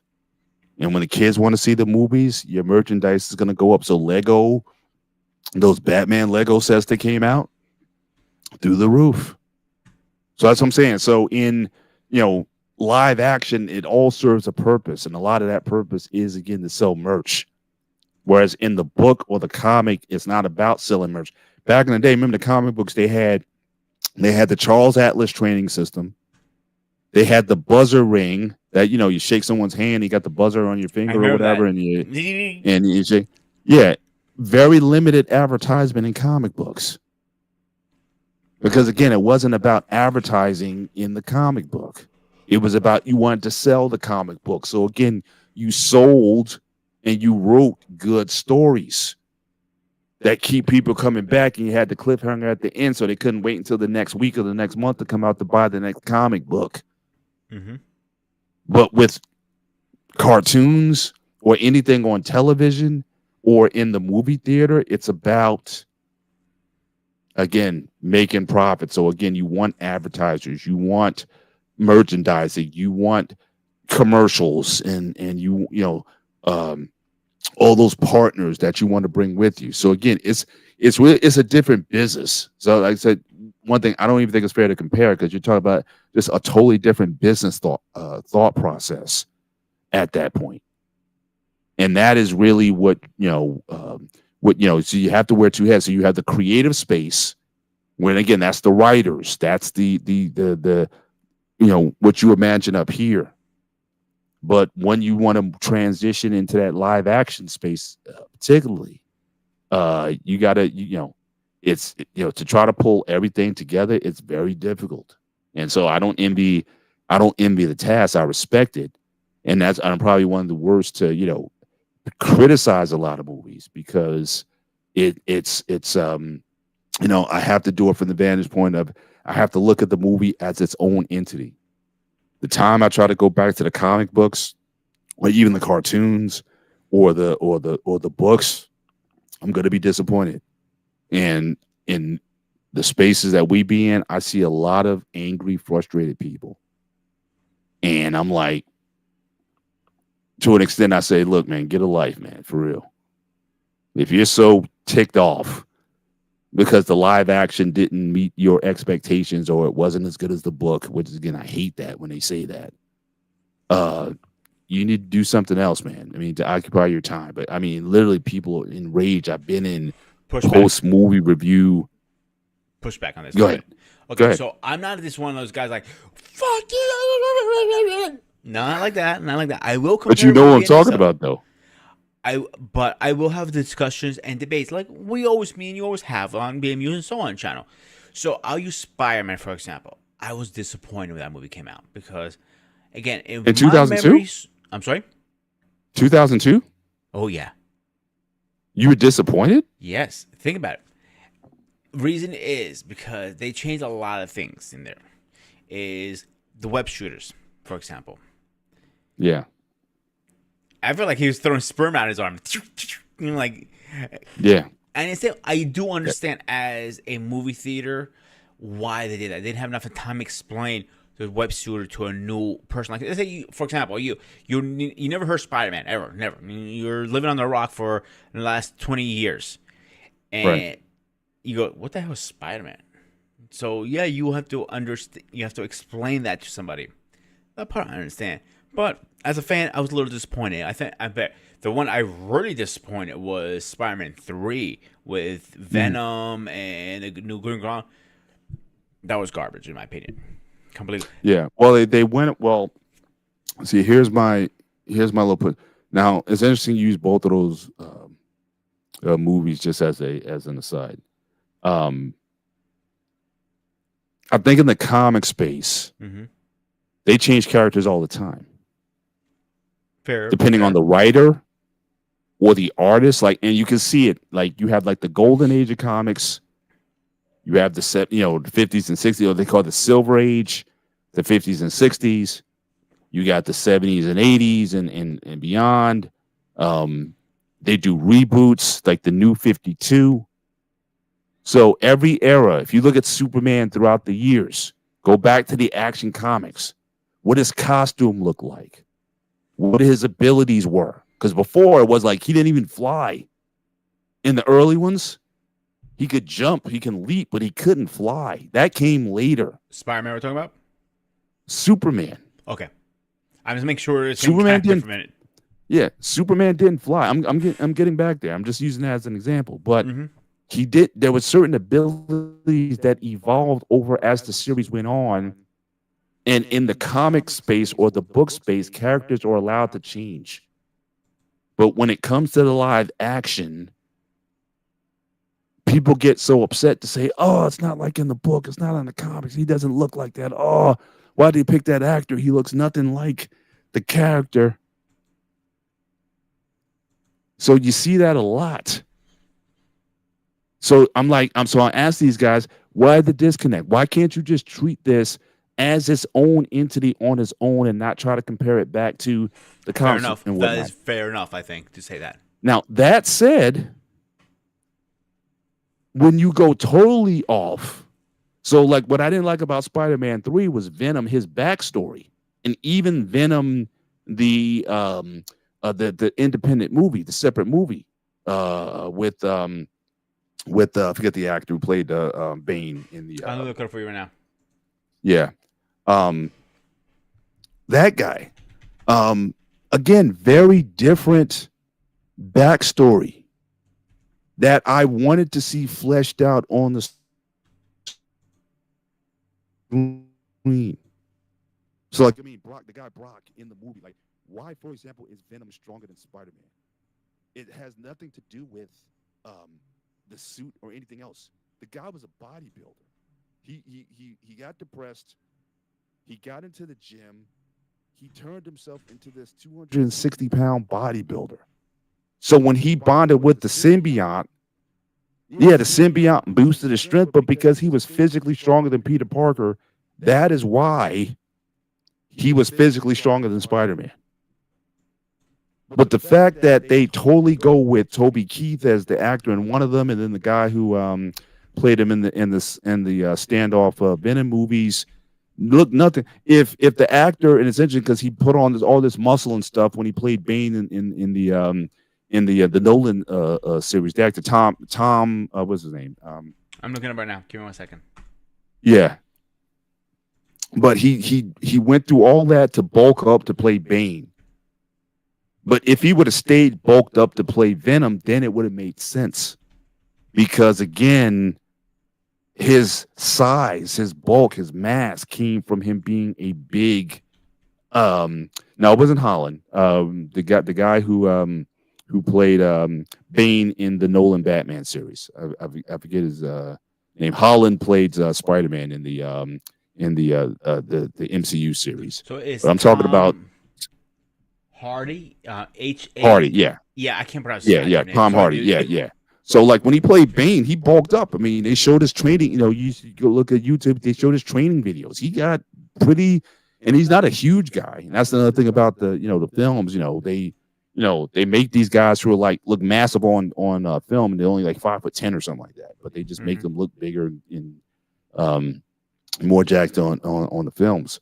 But that was a story arc that I wanted to see fleshed out, and I didn't get a chance to see it in the Spider-Man 3 movie. So there are things like that where you think that, especially when a character's bio is generally canon, right? I mean, you can have artists and writers, they may change certain aspects, but there's certain things that don't change. And then when you see a totally reimagined actor or backstory or something in the film or the live action, yeah, I could see you getting frustrated with that because again, you were looking forward to seeing how they were going to flesh out this in real life. So I can also understand that. But again, the idea though to reimagine or just to come up with just a new story, origin story or whatever, I just take it for what it is. But if you spend too much time wishing for, oh, they should have did it like this, you kind of miss out on it's like wrestling, right? I mean, if you constantly think about, oh, he didn't really hit him there, that move was fake or whatever, it takes away from the experience. You know, professional wrestling is about suspension. Now, I don't know. Are you a wrestling fan? Are Yes. you I'm not a huge wrestler. My mom is a huge I got you, wrestling but fan. yeah, but I'm just saying. But wrestling requires that suspension of belief in order to enjoy it.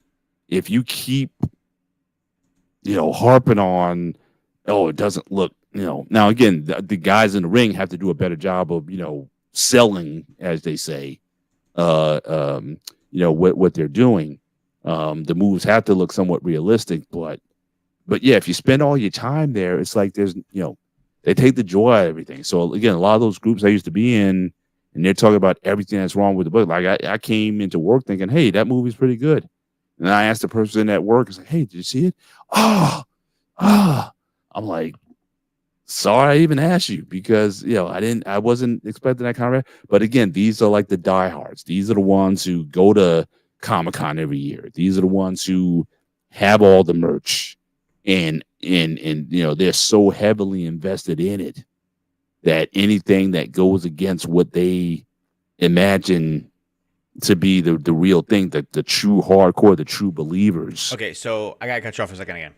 So as a hardcore believer, all right, guy who goes to Comic-Con every year, yes, I'm one of those kind of guys. I'm one of the. I don't say we're not all like that. I'm the type of guy that goes open-minded to the movie theaters, right? Saying this is a movie, not the comics. But there's some things I expect from, like the web shooters, for example. I'll use that as an example. I expect the web shooters, like the backstory of Brock. Depends which universe you're reading. Some of them say he's a bodybuilder. Right. Some say he's a reporter. Some he says he's both, actually. Yes. Depends which universe. So that's why I'm very open with that part. Tobey Maguire, as an actor, he's a good actor, a very good actor. Mm-hmm. But he's a Peter Parker, not a Spider-Man. And that's the issue I had with Definitely. him. Definitely. Now with what was the other guy's name from Amazing Spider-Man? And this is the argument I got with CQ is from Amazing Spider-Man. Help me out. Do you remember his name? Any chance? What? The guy who played Spider-Man or the who played it? Who played Spider-Man in the Amazing Spider-Man? Yep, I got it right now. Okay, I pull it up right now. Yeah. Where is it? Andrew Garfield. I think he was a 10 times better Spider-Man from even this little punk-ass kid now. Nothing against the actor. He's a great actor. Really? Again. I like him as best Spider-Man. Don't know why. I think he's a very good Spider-Man. He's a good Peter Parker's and a Spider-Man. Wow. Again, I did not dislike him. I just thought that he was a little bit too old. Number one, I think he was like 26. And again, we gotta understand. I mean, the backstory of Peter Parker, he's either a high school student or in college. And so I like Holland probably the best out of the three, simply because he was more like, again, he was at an age at the time to do this character. What's that? He was in age to do the character. Yes, and I think that matters. Yes, I agree with that. I mean, we got Tobey Maguire was like in his late 20s, not 30s, when he was doing Spider-Man. And I'm just saying, how do you model him being a high school kid? I mean, yes, he had some, he's played some young. Yes, he was one of the Hobbits and the Lord of the Rings series and whatnot, and he has a young appearance. But it's kind of hard to hide that, the guy's like almost 30 years old playing a high school kid. So Tobey was 27 when he played Spider-Man. I just looked it up. And that's the first one. Yeah. Remember, he was in two more. So 2002, about 2000, 2000, the last one, 2006, 2007, when the last one came out, Spider-Man 3. I'll tell you right now.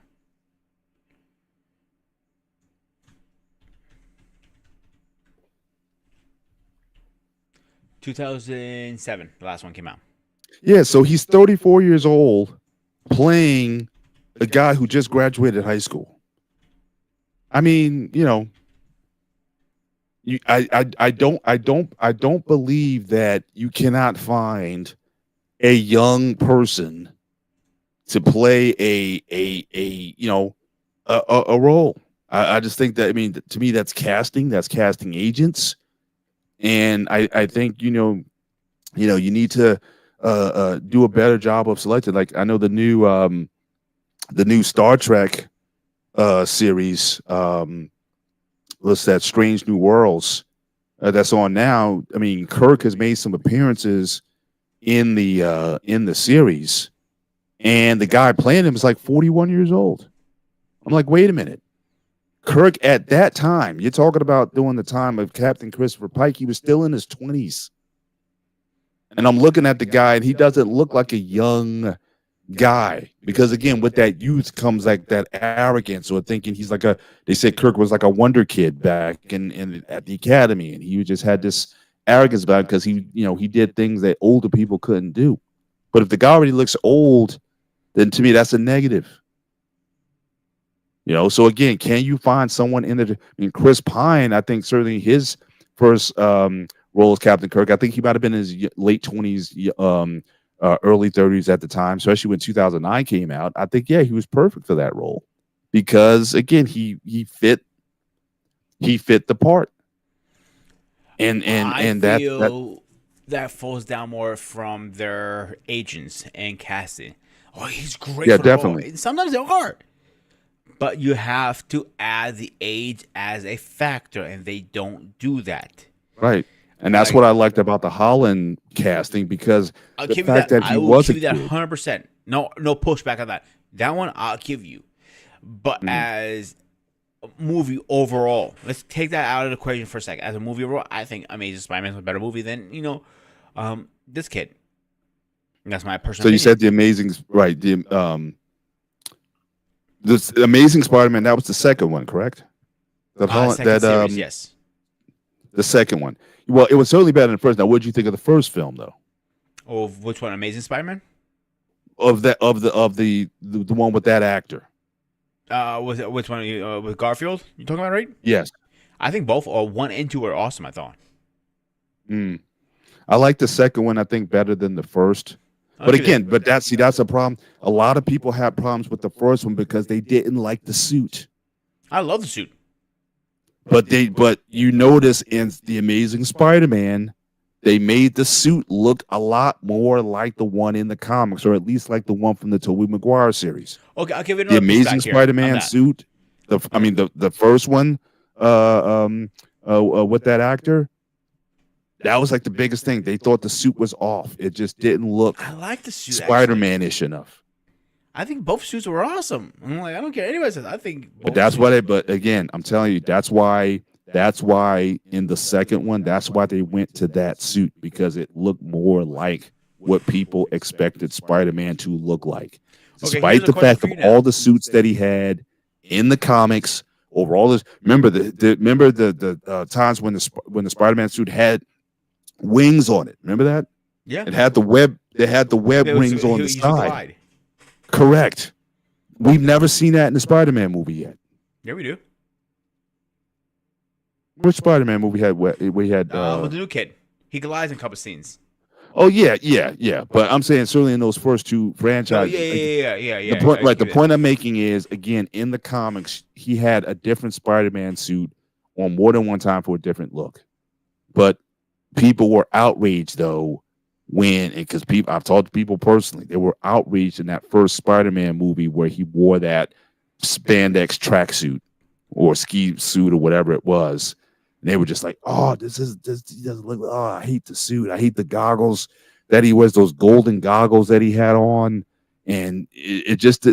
again, it just didn't look like Spider-Man to those people. So again, that is the reason why they went back to, they took the input from the the data and said, look, we need to change the Spider-Man suit. And that's what they did. Two things really fast. All right, number one, I want to read Lay's comment. That they went cartoon back to a kid, but the black kid, so that was different. Yeah.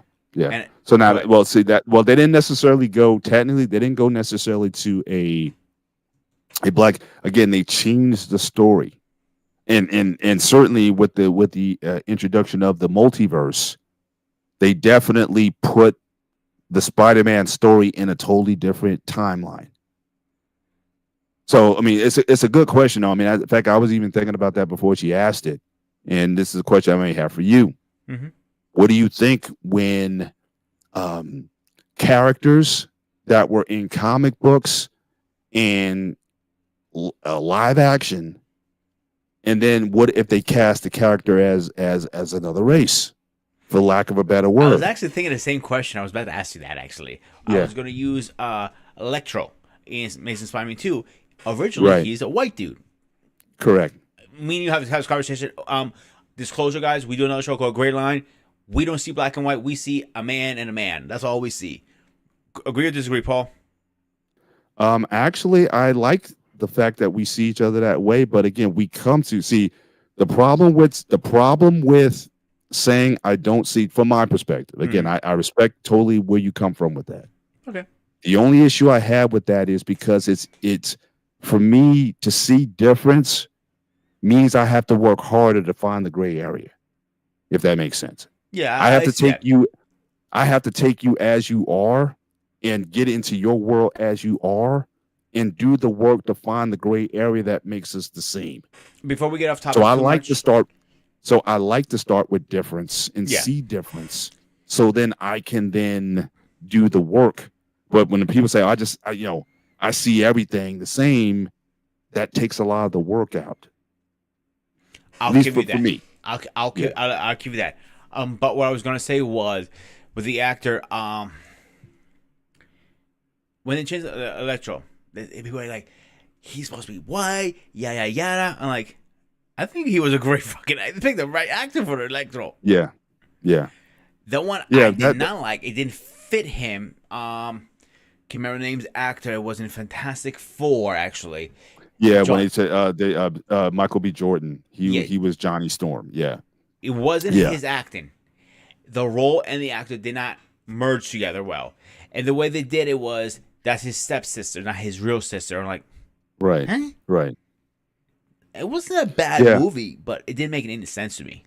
From right. At least keep the storyline similar. I'm like, hey, maybe his mom and dad had her. You got tired of one dick, went off to the other dick. I don't know.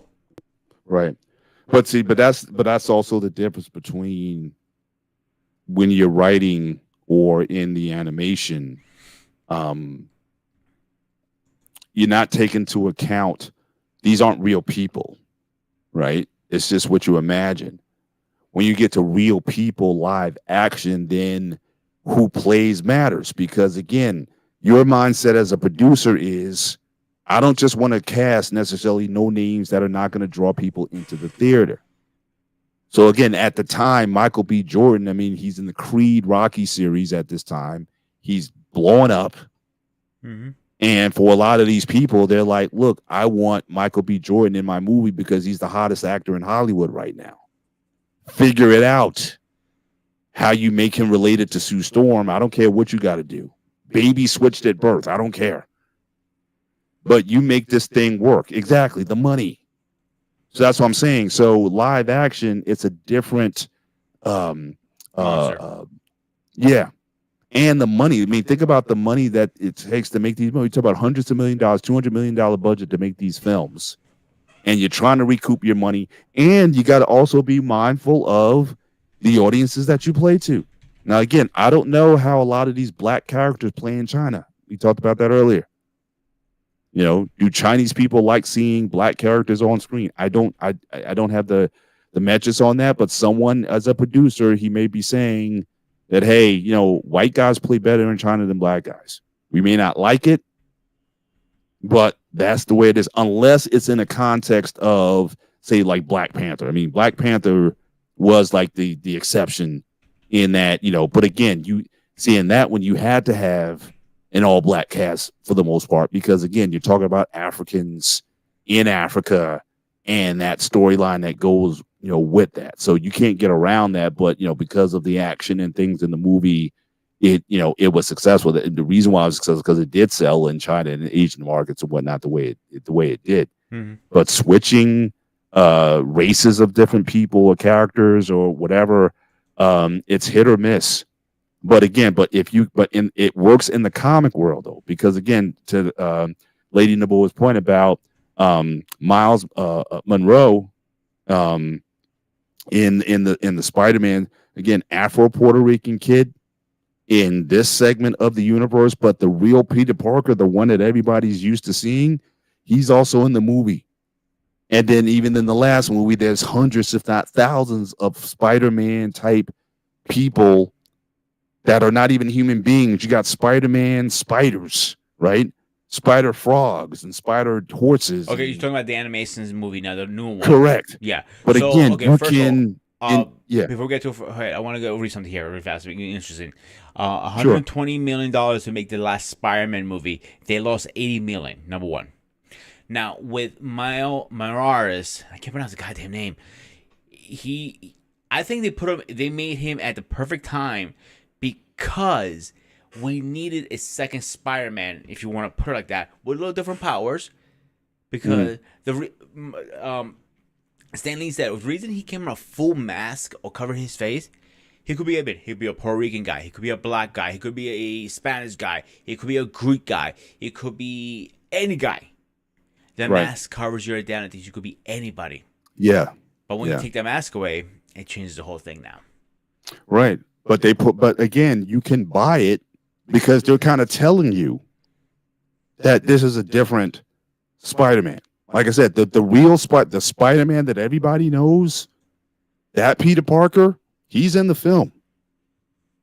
He might be retired or whatever, or he's going through mental issues or depression or whatever, but he's there. So they're telling you up front, yeah, this is Spider-Man and that he has these spider powers, but there's all kinds of spider people. So they're telling the audience up front that, yes, we're not replacing the Peter Parker that you love. We're saying we're reimagining a new Spider-Man. He got his powers a little bit differently than the original Peter Parker. He comes from a different, in fact, they're not even using the name. I mean, Miles Morales, totally different.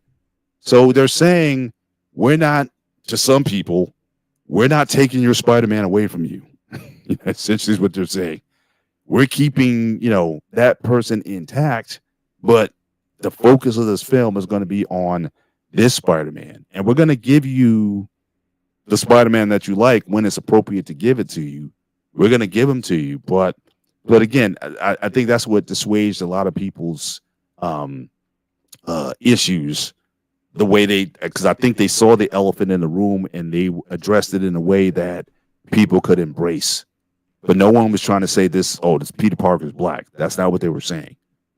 They were just saying this is just another element, another dimension amongst other ones. So before I get too far ahead, I want to highlight this next comment came in just now. They tested it, in my opinion, this is how it felt at least. They tested it in the game first because it costs a little cheaper to make the game versus a whole animation movie. And he did really well. He had his own game, Spider-Man Morales, and it was an awesome game. Right. Got a little tedious towards the end, but that's every game. So let's highlight this comment which came in from a lady. Whoa, she has a lot to say. When you thought about the last movie Spider-Man character, and man, I can't barely read. Let me get to this to the YouTube second here because that's a big one. All right. When you threw about the last Spider-Man movie character, he's more goofy and ever made him as Spider-Man look dumber, and he went to save a dog through a microwave. They're like, okay, so she's talking about the scene that in the beginning of the scene that he's He's a goofball. The kid is a goofball, but he's a genius goofball. Mm-hmm. But it was funny because the open. I don't know if you've seen it or not. He's literally throwing people right and left. Threw a baby in a microwave. Right. He had a little big with his whole web thing coming down. It was funny entertainment. And like you're looking at it like, oh shit, what the fuck is this guy doing? Yeah. And then he saves everybody at the end of the day. Right. And But he's like a I said, great that's new where addition to it. yeah, but that's where you have to suspend again. Take your mind off of what you think Spider-Man is. And you can look at the guy, and again, that doesn't mean you have to like it. It's like you can take it or leave it. But they're asking you to again suspend whatever biases that you come into this with and take this as a new product. I think the last movie I thought was pretty good. I did. But again, they had a roster. They had a roster Spider-Man. they had so many different Spider characters in the. The only question I have for you, Paul, before you move forward, is it the animation we're talking about or the live action one? The animated one. Okay, yeah. I know what you're talking about. Go ahead now. Yeah. So I think that's where that's why you need to Lady Nabo was saying you see how they switch up the characters and how their personalities are. You have a school serious and one so sweet goofy one and one kid etc. Not the same. Yeah, that's how you have to try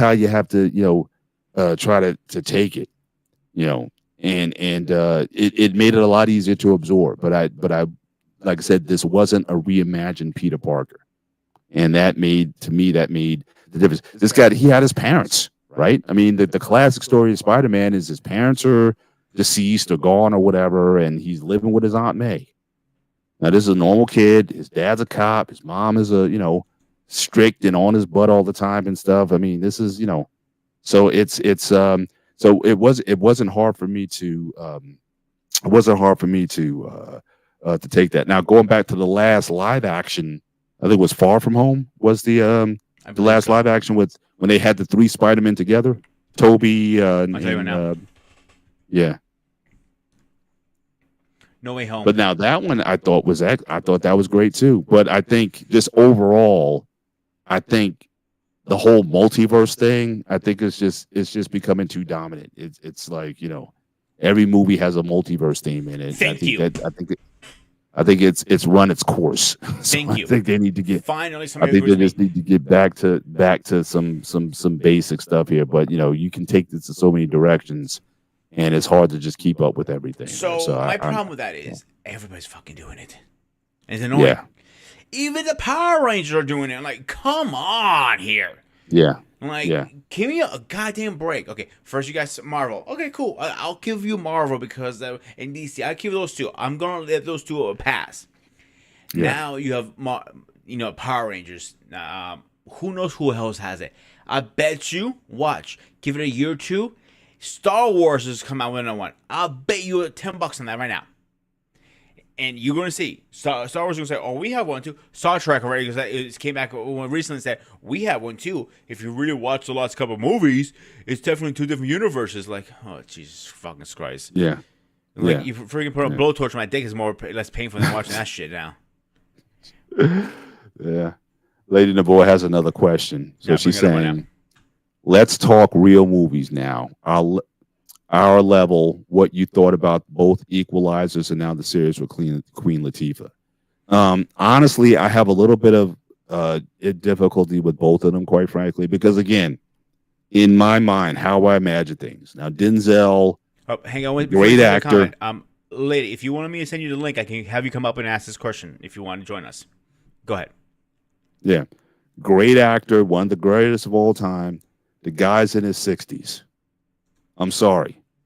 It's hard to imagine a 60-year-old guy going in and beating up everybody without a weapon, with his bare hands and everything else.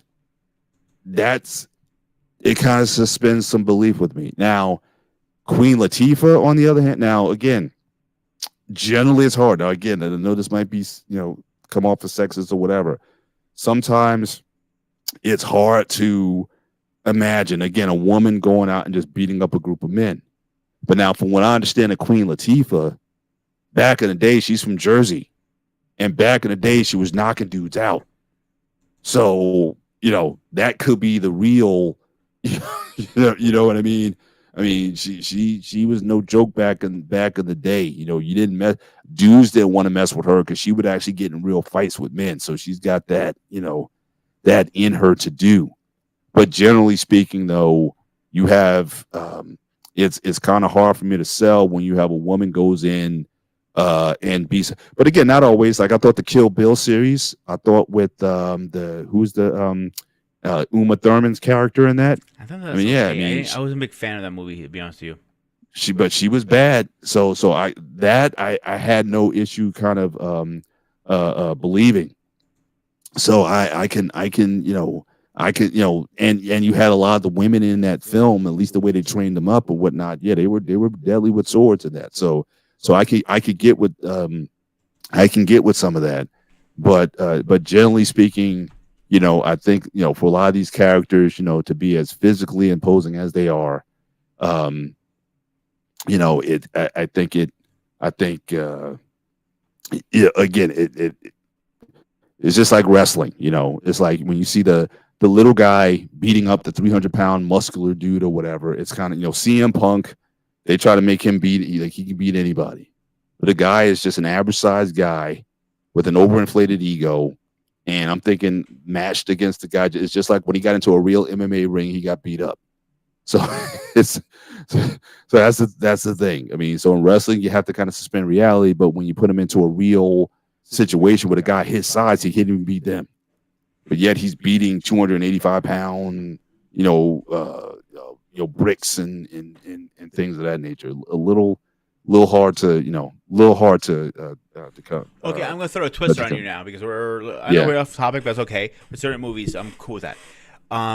What do you think about John Wick movies?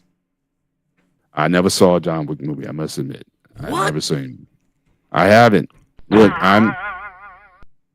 you can buzz me, and there may be a few like that you can bring me on.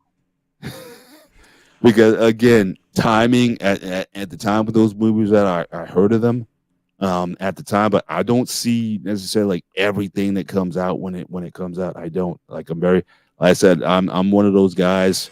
I'm above average as far as my movie / comic / whatever life or whatever.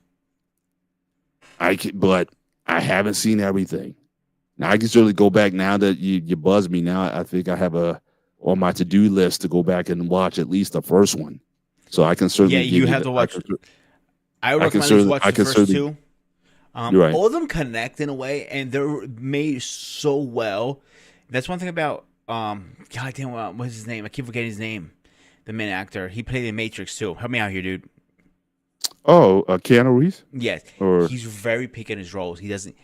His agent might say, "Oh yeah, let's go get it." No, he won't do that. Mm-hmm. He's gonna research himself, and go watch him. And we're gonna have a show about John Wick. And we're gonna have a conversation because I have a lot Lady in the voice clowning me, man. Look, what can I tell you? In fact. Well, okay, this is a good question for you, Peter. Now, are there's several? Like I said, there's several movies which I haven't seen, or at least I haven't seen all the way through. Mm-hmm. For example, now I'm an '80s guy. You know that, right? I never saw E.T. all the way through from start to finish. I've seen clips and pieces of it. I just wasn't interested in it. I'll agree on that. I was never a big fan of E.T. So I'm saying, are there movies? So the question for you is, are there movies that a guy like you would have been expected to see that you would get that shade that say you didn't see that movie? Is there anyone you come to mind? So I mean, you're younger than me, so okay, I'll start with the '90s for you. The movie came out in the '90s. You don't even need to go there. I tell you right now. I tell you right now. I remember getting into a argument with somebody back in what was it? Back in high school, because I wanted to go see Spider-Man versus what was it?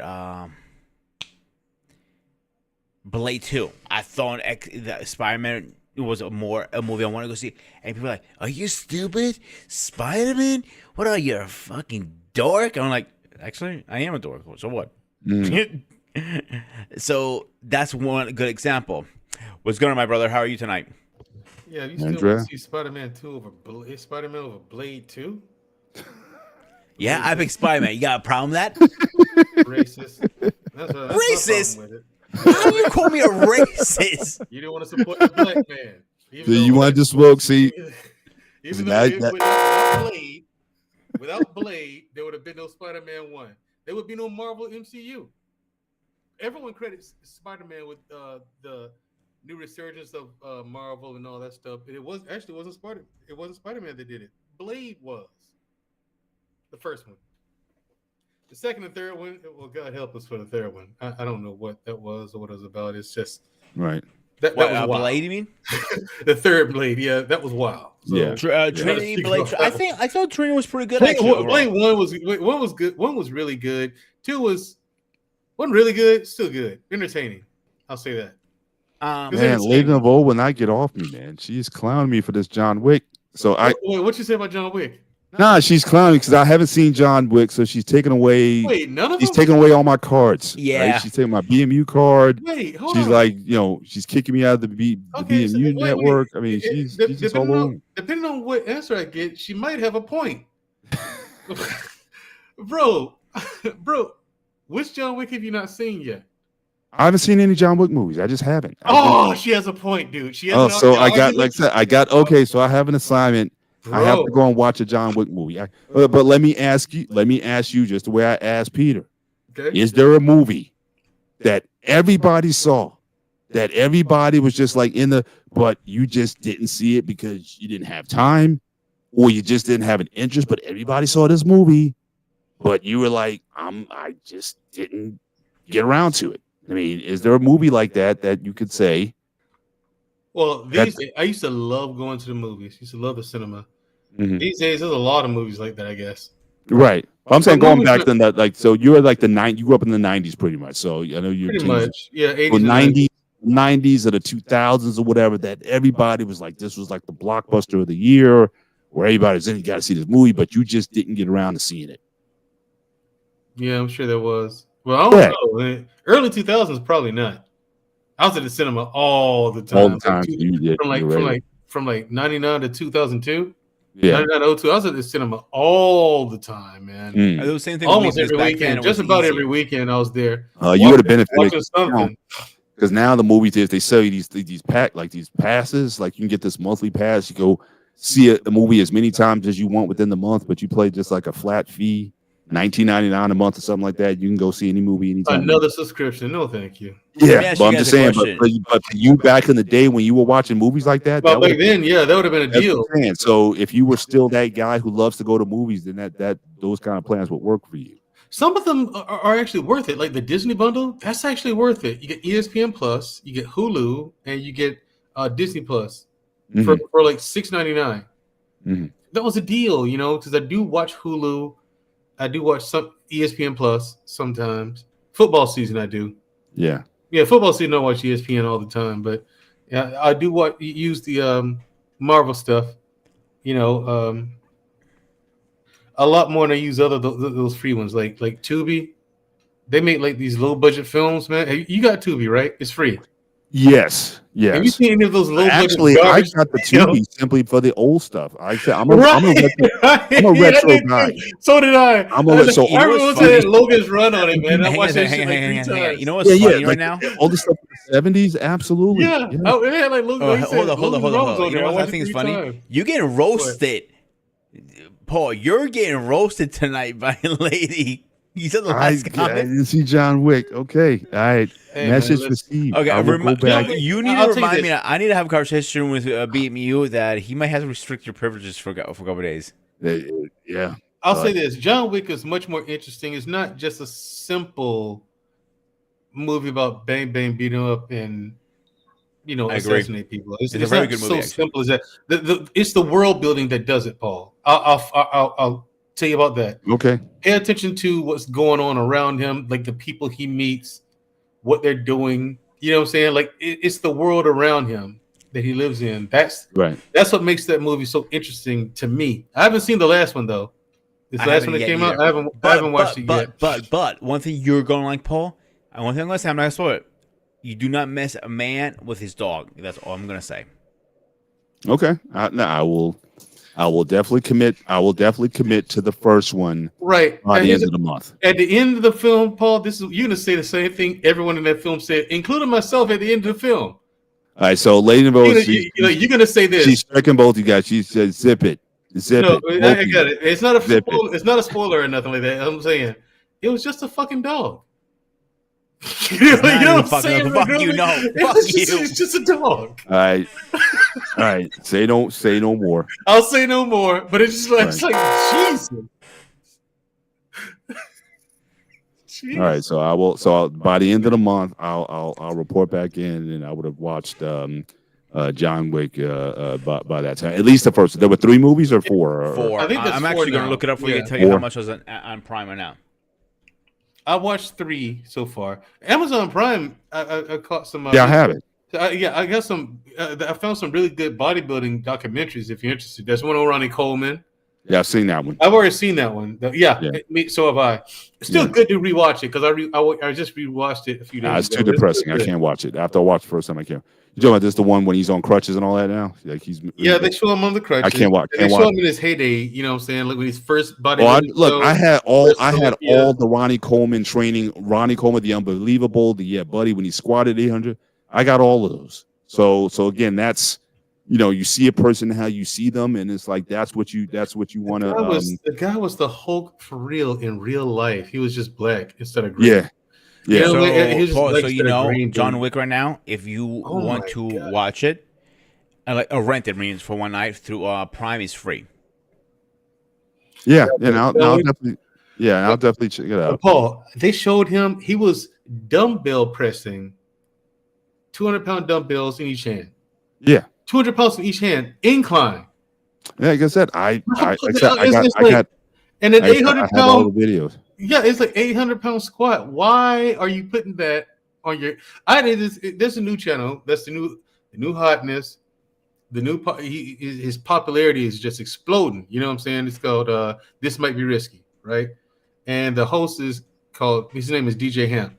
I was talking to him. We're talking about lifting weights, and he was like, yeah, "That's 4 or 5." And that's after assessment, drill. This after assessment is like, cool. I've done that before too, And I was like, yeah, but how old do you know? He's like, you think he's like 36 or 38, something like that? I said, yeah, it's time for you to pull back off of that heavy weight. No, he's been working so hard. I said, yeah, it's only gonna work for so long, dude. What's happening with them? He said, what makes you say that? I said, what's happening to them joints? It feels good now, but I mean, what's it? No, but here's the problem, though. For it. I don't think his problem was necessarily the lifts that he was doing then. The problem was he was working out after he had those back surgeries, after he had those pins put in. He was going back in the gym and squatting. Yeah, that's fine to squat, but they said the pins that they put into his spine were the ones they use in horses. And he still snapped them because he would not stay out of the gym. Yeah, and to this day, he still goes in on crutches. I saw the documentary. Yeah. But he's not doing squats, though. I'm just saying, but the further damage that was done, if he would have chilled for a while, let his body really heal up and modify his training, then he wouldn't be in the shape that he is now. But he couldn't get rid of that heavy duty style after you have spinal surgery. Yeah, deadlifts, squats. You got to give that up. Yeah, that's done. I haven't deadlifted like for real in probably 5 years. I may throw 2 1/4 or 275 on there just to get some work in. I'm not trying to go for 500 anymore. I'll put 315 on. See, I've had a 500-pound deadlift before. Because I'm late to deadlifting, like super. I was in my 40s when I first ever did my first deadlift ever. Okay. I was in my I'm only 45, and I was in my 40s when I did my first ever deadlift. You know what I'm saying? I got up and I did get up to 500 pretty quickly, But these days, if I do deadlift, Paul, it's only 315, and I rep it. Yeah, that's what I'm saying. It's just to get some extra work in, but I'm not going for balls to the walls. I'm not going for maxes or max lifts. So that's what I'm saying. I can, but he kept going because again, he loved the gym. In fact, even the whole time. It's like he just loves training. Like when he went into Brian Dobson's gym, he was like, I just want a membership. That's it. He wasn't thinking about a bodybuilding show. So the guy's like, look, I'll give you a free membership if you enter a bodybuilding show. So that was the impetus, but he didn't plan to be a bodybuilder. He was like, he was a cop. So again, he just couldn't get out of that mode. And you have to understand, as you get older, you will have to modify some things. I mean, I still go as heavy as I can on certain things, but I'm not trying to break records now. It's about, here's where my feedback as a martial artist comes in. I don't think it's the weight, is your technique. If you get techniques on set every time, 100, say 80 pounds can be feel like 200 pounds. Your technique has to be on that's point. what we're talking about, modifying your workouts. He didn't do that. He put 800 pounds on a barbell, got underneath that. Bending. Yeah. It's bending like this. It was bending like this, grooming. Just because of the weight that was on the bar. Okay, fun fact. He listen to this. And squashed that. I'm like, listen to this. When I met Jay Cutler, I had that conversation. I'm like, blah, blah, blah. We start talking, and he goes to me, I'm not that crazy as, he mentioned Roman. He's like, really? I go, why not? He goes, I like to keep my joint in one places. The guy has such a great work ethic. He doesn't know when to stop. That's the problem is. And that's where I feel bad for him, because he's actually a very nice guy that people say. Oh, he's terrific. But, Jay Cutler's on juice. Of course he is. But now he kind of went back on the he went back on the sauce. He's gonna end up like Rich Piana. Every single one of them are. Now Rich was totally Rich. I don't think trained. I don't think Rich trained hard. Like, that's what I mean. I don't know what he was. But see, at least those guys train. Like Jay trains. Ronnie trained. Ronnie back trained in the hard. Yes. Yeah. Like Rich, I don't think he. My inspiration for lifting weights, period, was Arnold Schwarzenegger. Right. You know what I'm saying? Him. And then when I saw Predator, there was Carl Weathers. Because remember in Rocky, he was cut up, but he wasn't big. Predator, he put size on. Then came Action Jackson. I was like, yeah, I already had Arnold, the Terminator. And so I was in the gym lifting weights, you know what I'm saying? I work with the biceps, do the curls with the easy bar, right? And so, that's pretty good, actually. That's pretty good. So, right? And so I had that, but then I found it. Of course, even as a kid, man, 14 years old when I first started, I was like 15. I guess that's because the guy saw it serious because I was consistent. Mm-hmm. This is on an Air Force base. I was being offered roids. Get your dad to buy some. I didn't even ask my dad that. I told him like weeks later that someone offered them to me and tried to get me to get him to buy them for me. Like 15-year-old kid, you trying to get him to buy roids. Let me ask you, and again, I don't want to derail the topic, but since you brought it up, or were at least back at the time when when you joined, were steroids like readily available to soldiers, to military guys? Could you easily get it? It was no problem. Or growth hormone or whatever the stuff. It was nothing to get it. It ain't like the Army gave it to us, but it's like if they found out you're on it, it's like, hey man, cut the shit. Okay. You know what I'm saying? Because you had to hit your analysis randomly, you know what I'm saying? But if they ever found out, they're like, hey, cut the shit. All right. First, why are you taking it? Oh, the injury I had, back then? Yeah, it helped me heal. Okay, cool. Well, that's why they were originally, they were originally invented to help soldiers recover from injuries from war, right? Yeah, but when you go from grooming and reviews to Ronnie Coleman in 6 weeks. I'm no shot at you. I'm just saying there's a difference between you and Ronnie, and that was the difference. I'm just saying that I know a lot of you guys, but I know a lot of military guys, and again, this might be a relatively new thing because I don't remember back in the day military guys used to be all about their calisthenics, but I know a lot of guys are definitely about the gym. They'll have even on bases and whatnot. They'll have serious gyms, plates, the whole line there. Even when I was a kid, it was like that. Even when I was a kid, it was like that. From my Air Force bases had them like that. So when I joined the Army, there were gyms everywhere on post.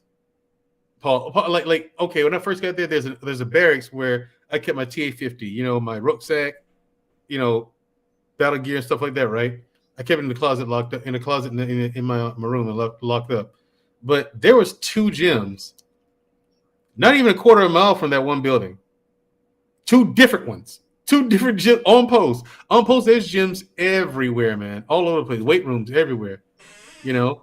So, yeah, they're definitely serious about the gym time. And yes, was it readily available? Yes, it was super easy to get. It was all you had to do is say so, pretty much. Because most of the time people offered. Like, they offered me, hey, Harris, what'd you juice, man? Just a little. You don't need much, just a little test. Some other stuff they started naming out. Like, I don't know half the shit these kids are taking today. Like you said, Rich Piana didn't hardly work out too tough. No, he didn't. You know what I'm saying? But he was huge and he was muscular. putting the what they call it, the oil. Yeah. Everything was oiled up. Like his shoulders, he was just pumping oil into everything. So it wasn't even real muscle. I know you're talking about the shots that actually makes it like huge muscles. Yeah. What do you call it? Like the injection, but it's literally oil that they put into volumize the tricep or whatever. But you can tell because it's like it won't flex. It'll just stay big, but it won't flex. Won't flex, yeah. I thought actually did go to the gym with all the steroids he was using. That's from my understanding. Who? Rich. He did go to the gym, but he wasn't like a 5-day-a-week guy. He wasn't a 5 or 6-day-a-week guy. Yeah, I don't think he was pushing balls to the ball. No, yeah, he wasn't. But the guys we're talking about pushed balls. They were 5 to 6 days a week in the gym. Mm-hmm. 5 to 6 days. Rich Piana's like 1 or 2. Okay, so we have 2 choices now, guys. We can move on from this. Let's go. You can go back on topic. I mean, here tonight. I gotta get excited talking about working out next. Wait. But again, Lady DeVoe started because she just jumped all over me for John Wick. So hang on, Paul. Hang on 1 second. Hang on. Before we get too ahead, I'm going to announce next week's episode. Episode 7 is going to be bodybuilding versus CrossFit. We're going to be talking about, and I know somebody wants to be on that show. What was the first one? What CrossFit and what else? Bodybuilding versus CrossFit. We're gonna be talking about next week. Bodybuilding versus CrossFit. Okay. Yeah, no. Here's the thing, because I'm not gonna be here this weekend. No one should ever do cross shit, ever. There's my answer for next week. No one should ever do cross shit. No, never. Don't do that. You're doing way more harm than good. You just go into the gym to hurt yourself. Are you out of town next week? I am. How about I move for a week after that, so you be here for this one? Huh? How about I move it next week after? How's it sound? I might be available then. So let's do it the 24th. I'll try. Yeah, I'll try for the 24th. Okay, bet. Okay. So, do you guys want to finish here, or you guys want to continue? Yeah, we can go back to the. It's 11:34. So, if you want to go back, if you had a couple more questions from the. There's gonna be a part 2 because there's so many still. So we can call it for tonight because I want to respect your time and our audience. So, closing statements. Paul, you want to go first? Again, from comics or books to live action, like I said, I think it requires a suspension of belief, and you have to allow for, and it's just a different thought process. I think you have to allow that and understand what you're dealing with. But to constantly compare live action to comic books or books themselves or whatnot, I think you're missing something when you become so hard on films because but they're operating under a different business model, it's a different purpose than the original works. So I just take it for what it is. If I enjoy it or not, and sometimes I'll rather watch the movie first before the book. But again, if you're an avid book reader, most of these live action films and live action series or whatnot, it's not gonna satisfy you because again, in a book, you can go into so much detail and really flesh out characters way more than you can in a movie or live action. But again, try to learn to accept both. But I've been in too many combos, and sometimes I just got to pull myself out because there's just some people that, like I said, they ruin the joy of being entertained because they oftentimes take the subject matter, I think, a little bit too seriously. So that's my 2 cents on that. All right, but you're up next. Okay, the topic was, let's see. Yeah, we were talking about animation / comic books transition to movies. I think it's a or a brilliant live action series or a live action series. Gotcha. Here's the thing. You gotta get people who are actual fans of the material, or people who wrote the original stories for the comics, to write the movies and scripts for the live action. You have to do that. The studios aren't doing that. That's why their movies are crap by comparison.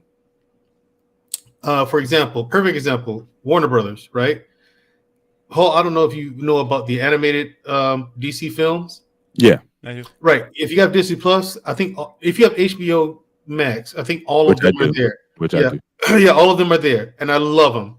I love every single one of them. They hit home runs every single time, almost every single time. Yeah. Like 98% of them are fantastic. But especially like Teen Titans or the Titans, I think they call it. I think not the live action. Now, yes. No, just not the live action. No, don't watch that garbage. But anyway, the animated joints, fantastic. Now you look at the movies, you're like, what happened to the brilliant writing? What is this? So it's like, why aren't you getting the people who write for the animated stuff to write these movies? At least you have a compelling storyline, something that makes sense and entertaining. They don't do that. I think they get lazy when it comes to live action. They try to play it much more carefully. Mm-hmm. They don't want to offend parents and get kids upset or whatever, but kids aren't stupid. I grew up watching violent movies, Hula Ball wasn't a picnic. Neither was roller derby back in the day. I remember that too. Right. It was professional wrestling. You thought it was real as a kid. Yeah. You know what I'm saying? I mean, it was violence all day long. No, it's not. Wrestling's fake. Oh, we used to. Nah, I think I was 12. Yeah, that was like when someone told you Santa Claus wasn't real. That was like when the day I found out pro wrestling wasn't real. It kind of, like I said, you ruined my Christmas. Yeah. Fun fact. I'll give you a funny story. This is gonna be my closing statement. Here's a funny story. I told you this before, Paul. My mom's a huge wrestling fan to the point she believes he's real. She goes, and I sit down and talk. I try to talk. Today, I tell her, yada, he's not real. She goes, fuck you, it's real. See, she loves Roman Reigns so much. Yeah. I swear, guy. Okay, X-rated. Whoever just want to hear this, mute me or whatever. She goes, I'm like, I haven't got laid in 40 years. I'll let him have me. I'm like, wow. No, Ma. That's how bad. But seriously, okay, so you're never going to get the real product from a animation to a cartoon to any kind of transition is going to be different. So welcome differences, accept them. Yeah, and I'm all for that. I'm all for welcoming differences, but they just do it different. It's just not a good. They just don't write good stories. That's why. Look what happened to the Justice League, and don't even talk about that. Yeah. Well, I think the motivation is there because again, they're trying to, because everyone talks about, you're trying to write one for the fans, and I get the fans, but again, as a percentage of the gen pop, you might be talking about like 10% of the base. You know what I'm saying? So if the goal is, okay, we got to sell this in China, we got to sell this in Asia or in general. So again, I think the business model is different, which is why oftentimes you see this disconnect with the product, with the finished product, because again, they're not trying to. It's not for the fans. You know what I mean? It's for the general public. I mean, you got to be able to bring your girlfriend to it, so you got to put a little extra in the love story or the romantic stuff or whatever it is. DC is playing catch up right now. That is the problem. Mm-hmm. And there's gonna be a while before they catch up. They're not catching up. They're trying to pump this movie out one after the other. The only DC movie that I like recently was Aquaman. To be honest with you, I thought it was a decent movie. People hated it. I liked it. I liked the first one. I didn't like the second one. I didn't see the second one yet. I'm talking about the first one. Yeah. So there are good movies out there, but you have to go in it and open-minded. So for next week, because I'm going to push the show, I'm going to flip the weeks. We'll be talking about Marvel versus DC. So who's better? Who has better characters? Let's find out next week, guys. And guys, don't forget, tomorrow's show, The Gray Line, is canceled because of Super Bowl. We will be resuming it next week, me and Paul, on our BMU channel. And here, obviously, we're on, we're co-streaming it now. This Wednesday, we are talking about why powerful men lose their power. Tune in 8:30 here. Except that, you guys have anything else to say? Now we're good. Good. Looking Marvel, forward to the content. the Marvel versus DC. That's going to be a good one. Who has the better characters? That's something I actually have to sit down and think about. I Because want to bring they both have CQ good into this. characters. I want to bring CQ. He's an expert in this. My buddy CQ, he's a super expert. I'm going to try to bring him in. Except that, guys, let's talk next week. I will see you guys Okay. on Wednesday in the Spartan Arena. Except that, stay fresh and stay safe. Take care, guys. Have a good weekend. Later. Yep.